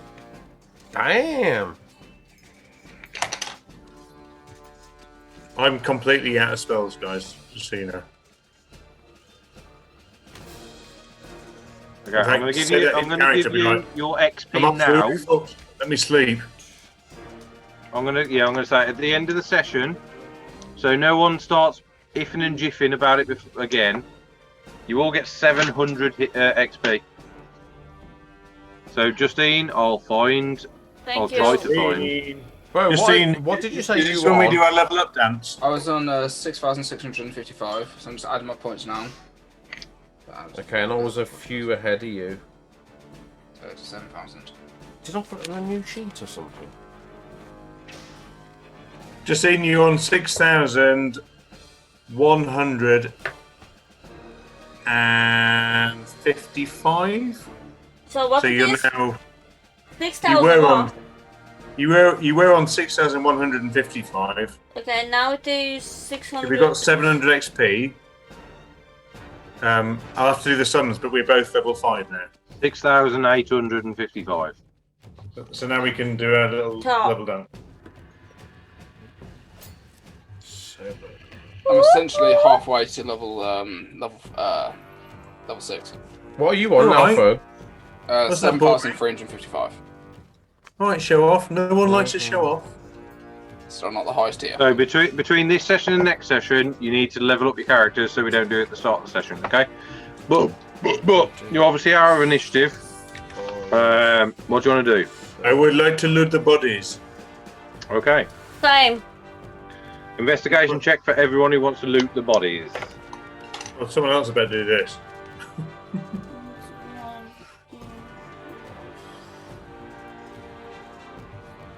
That's 21.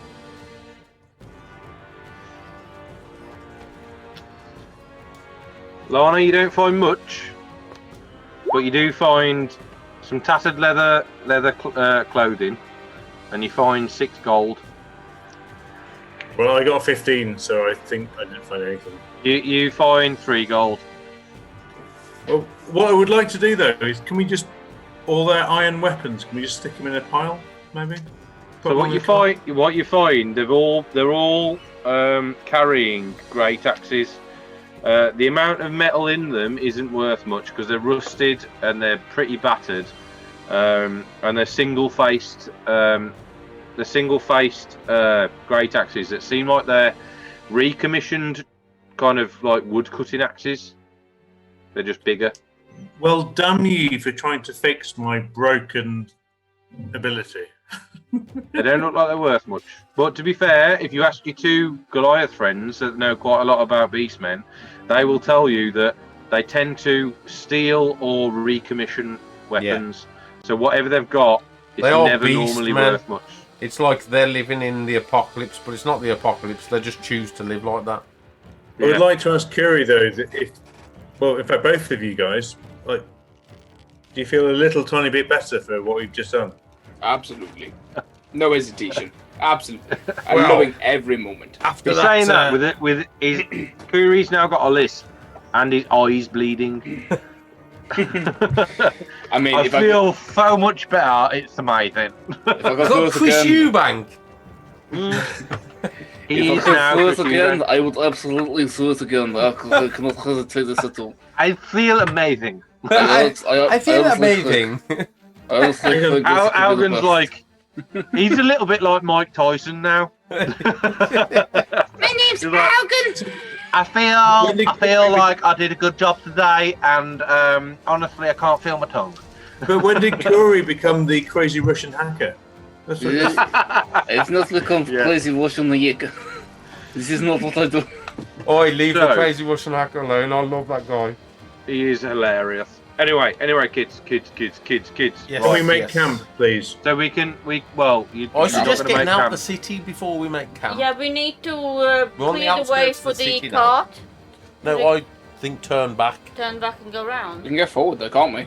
It seems like you've gone the wrong way. Yeah, we've gone Like the I wrong said way. before. We're going into the city here. This is not what we want to be doing. Yeah, it seems like, and the whole time you're fighting, you felt like a vibration in your metal weapons, and especially you, Astus, covered in metal armor. You're like, your whole kind of, You're like one Almost giant like- vibrator.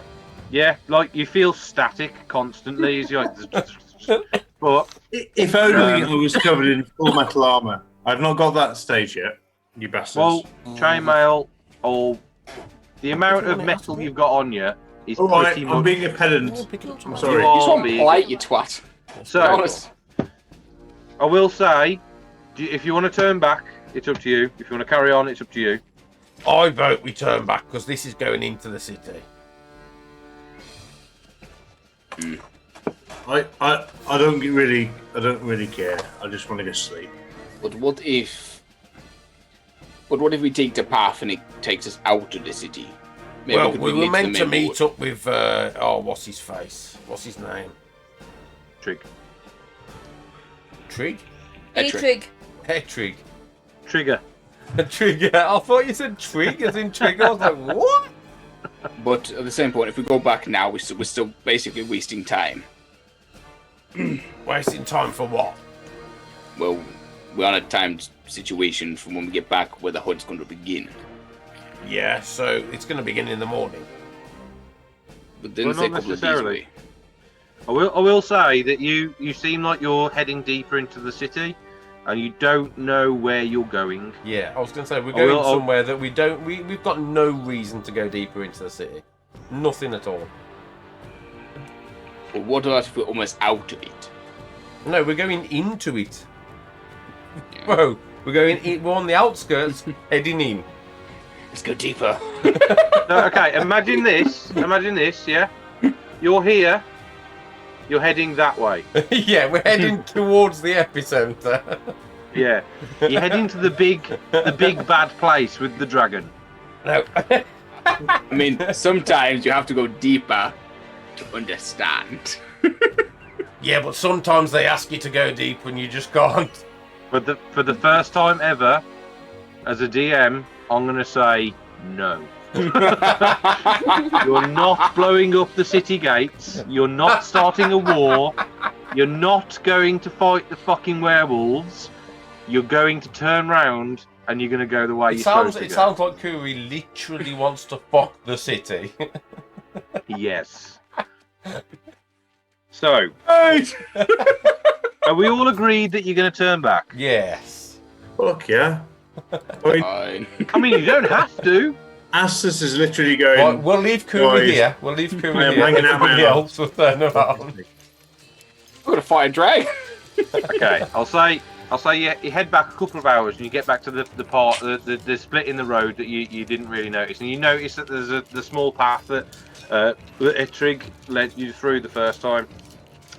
And after about 4 hours worth of travelling, it starts to get to the end of the day, and you see through the trees a flicker of firelight, and it seems like you're approaching the Jotunn settlement. I think we So- carry on till we get Yeah. there. Okay, so I'll say we'll end the session as you pull into the settlement. Yeah. You see Etrig standing there talking to Jalric. Jalric's there. He looks concerned. And Are you looking at we me? all turn up into the camp looking like shit. Yeah. Are we looking You're- at you're Let me, all- I look brilliant. Yeah. Lana's fine. She's just scary. Look at I went for this one one session and with say, Lana Lana's the only never one looks good. Let's We're face it, pattern. Lana never looks good. But I'll say we'll end the session. with you turning up at the Jotunn camp. Domestic abuse here. Did you see that? It's fine. There's no video evidence. Yeah, it's not like it's going to be on YouTube or anything. All right, calm down. You can tell them So, to anyway, soon. Unless anyone's got anything else to do, I'm going to say like, subscribe, try and get this video to at least 50 likes. It would be amazing. But Yeah, back Fro, as in AKA Curry, will give a back massage to everybody who likes the video. I've got it in writing that case, here. Alga Look, will suck the dick to everyone who does it. look, yeah, both of those are in writing here. Look, you can't see because of the Apparently, the though, camera, the DM, anyone who gets a back massage, the DM will give them a happy ending. Right. I don't know about this. Time. With how things are going, Happy it's just going to be a tragic long ending. It's time. just going to be a sad ending. Right. Anyway, kids. Yes, we'll end it there. Thank you very much. This has been Adventures in Ovavarden. Bit of a detour tonight and going to somewhere where we weren't planning to go, but luckily I have contingency plans. So And it was fun. it was fun. You all We nearly even died, planned to but take it that was route. fun. Oh, and if you do watch this video, We really nearly died. if you do We'll watch end this it video there. this week, then there is a chance we'll be streaming live on Twitch next Sunday. So that'll be Sunday the. Somebody give me a date. Ooh, look, we have a computer with a calendar. So next Sunday? the 15th. Wait, what? No, Sunday the 14th. Valentine's Day. Oh no, because we've Oh got past my midnight. God! so it's telling Don't you. say it's Valentine's Day. Oh. Yeah. So, what better way to show your partner that you love her by introducing Them to D&D. Adventures in Ovavarden? Exactly. Okay. See you all next week. People who slay together stay together. I like Yeah, what it. he said. I What like he it. said. Stop the bloody recording.